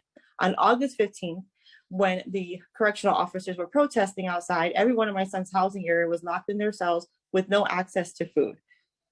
On October 21st, my son was moved to a different housing area after informed the captain of the dangers of being placed in that house. The captain responded, "I don't give an F about what happens." And within an hour of being in that house, my son was stabbed and did not get any medical attention for over 3 hours. And then October 31st is when he had to be rushed to Bellevue Hospital due to the incident with his finger. Whenever I contacted Rikers Island, I have encountered nothing but bad attitudes and extreme unprofessionalism from captains and officers. The people in these positions are allowed to behave in any way they please with no repercussions. In August, I was waiting on a virtual visit for my son for over 30 minutes. I witnessed the female officer call a male who was incarcerated a derogatory homophobic slur, a word that most people would lose their job if they were caught saying at work. Whenever I have contacted Rikers Island, I have encountered bad attitudes and extreme unprofessional from officers and captains. These people are in positions and are allowed to behave in any way that they please with no repercussions. How can people who behave this way have the authority to punish anyone? How can this be allowed for so long? If they treat people on the outside this way, how do you think they're treating people in there? My son has a comprehension level of a 7th grader. Would anyone in here find talking to a 7th grader this way, the way they speak to people on Rikers Island, acceptable? Rikers should have closed many years ago. It is a death sentence and detrimental to the physical and mental health of the people incarcerated there. That has been proven, as in 2021, 13 people have died while in custody. The facility itself is unsanitary and toxic. My son has regularly seen mice in his cell and roaches. One of the most popular cities globally, New York City, has allowed its own residents to be forced to live in these conditions. The city council must expedite plans to reduce incarceration and close the Rikers Island jail and decrepit ones in the boroughs.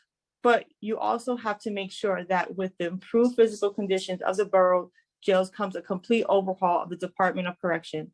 And you can't wait until 2027 due to the human lives that are at risk. 14 deaths in 2021 will be 98 by 2027. You must decarcerate, rehabilitate, reinvest, and save their lives. Thank you. Thank you. Thank you for being here. I don't see any other hands, so I will turn it over to Chair Powers to close the hearing. Thank you. And thank you to everyone, including folks at the end, for being with us here today and to continue to talk about not only the urgency to close Rikers Island, but what comes ahead.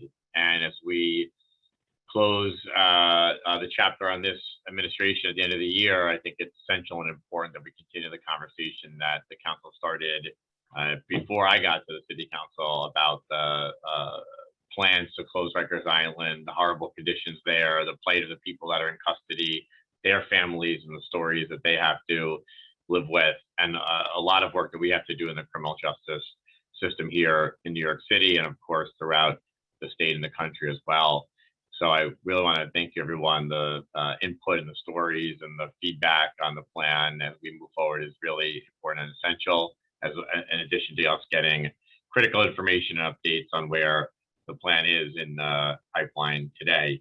And no doubt, whether it's in one administration or one council, others, the work continues to make sure that we have a safe, humane, and fair criminal justice system, including where and how we are housing people that are facing trial here in New York City. So once again, I want to thank everyone. I want to thank the staff here at the City Council for their work and their efforts here. Of course, my staff as well, for their ongoing and continued work around this. And thank you to everyone in the public who become very important advocates for their communities and for the work that we're doing here and provide us with really critical insights and input. So with that being said, I want to wish everyone a very happy Thanksgiving and want to thank everyone for being and joining us here today. Please stay safe during the holidays. And with that, we'll adjourn our hearing today. Thanks, everyone.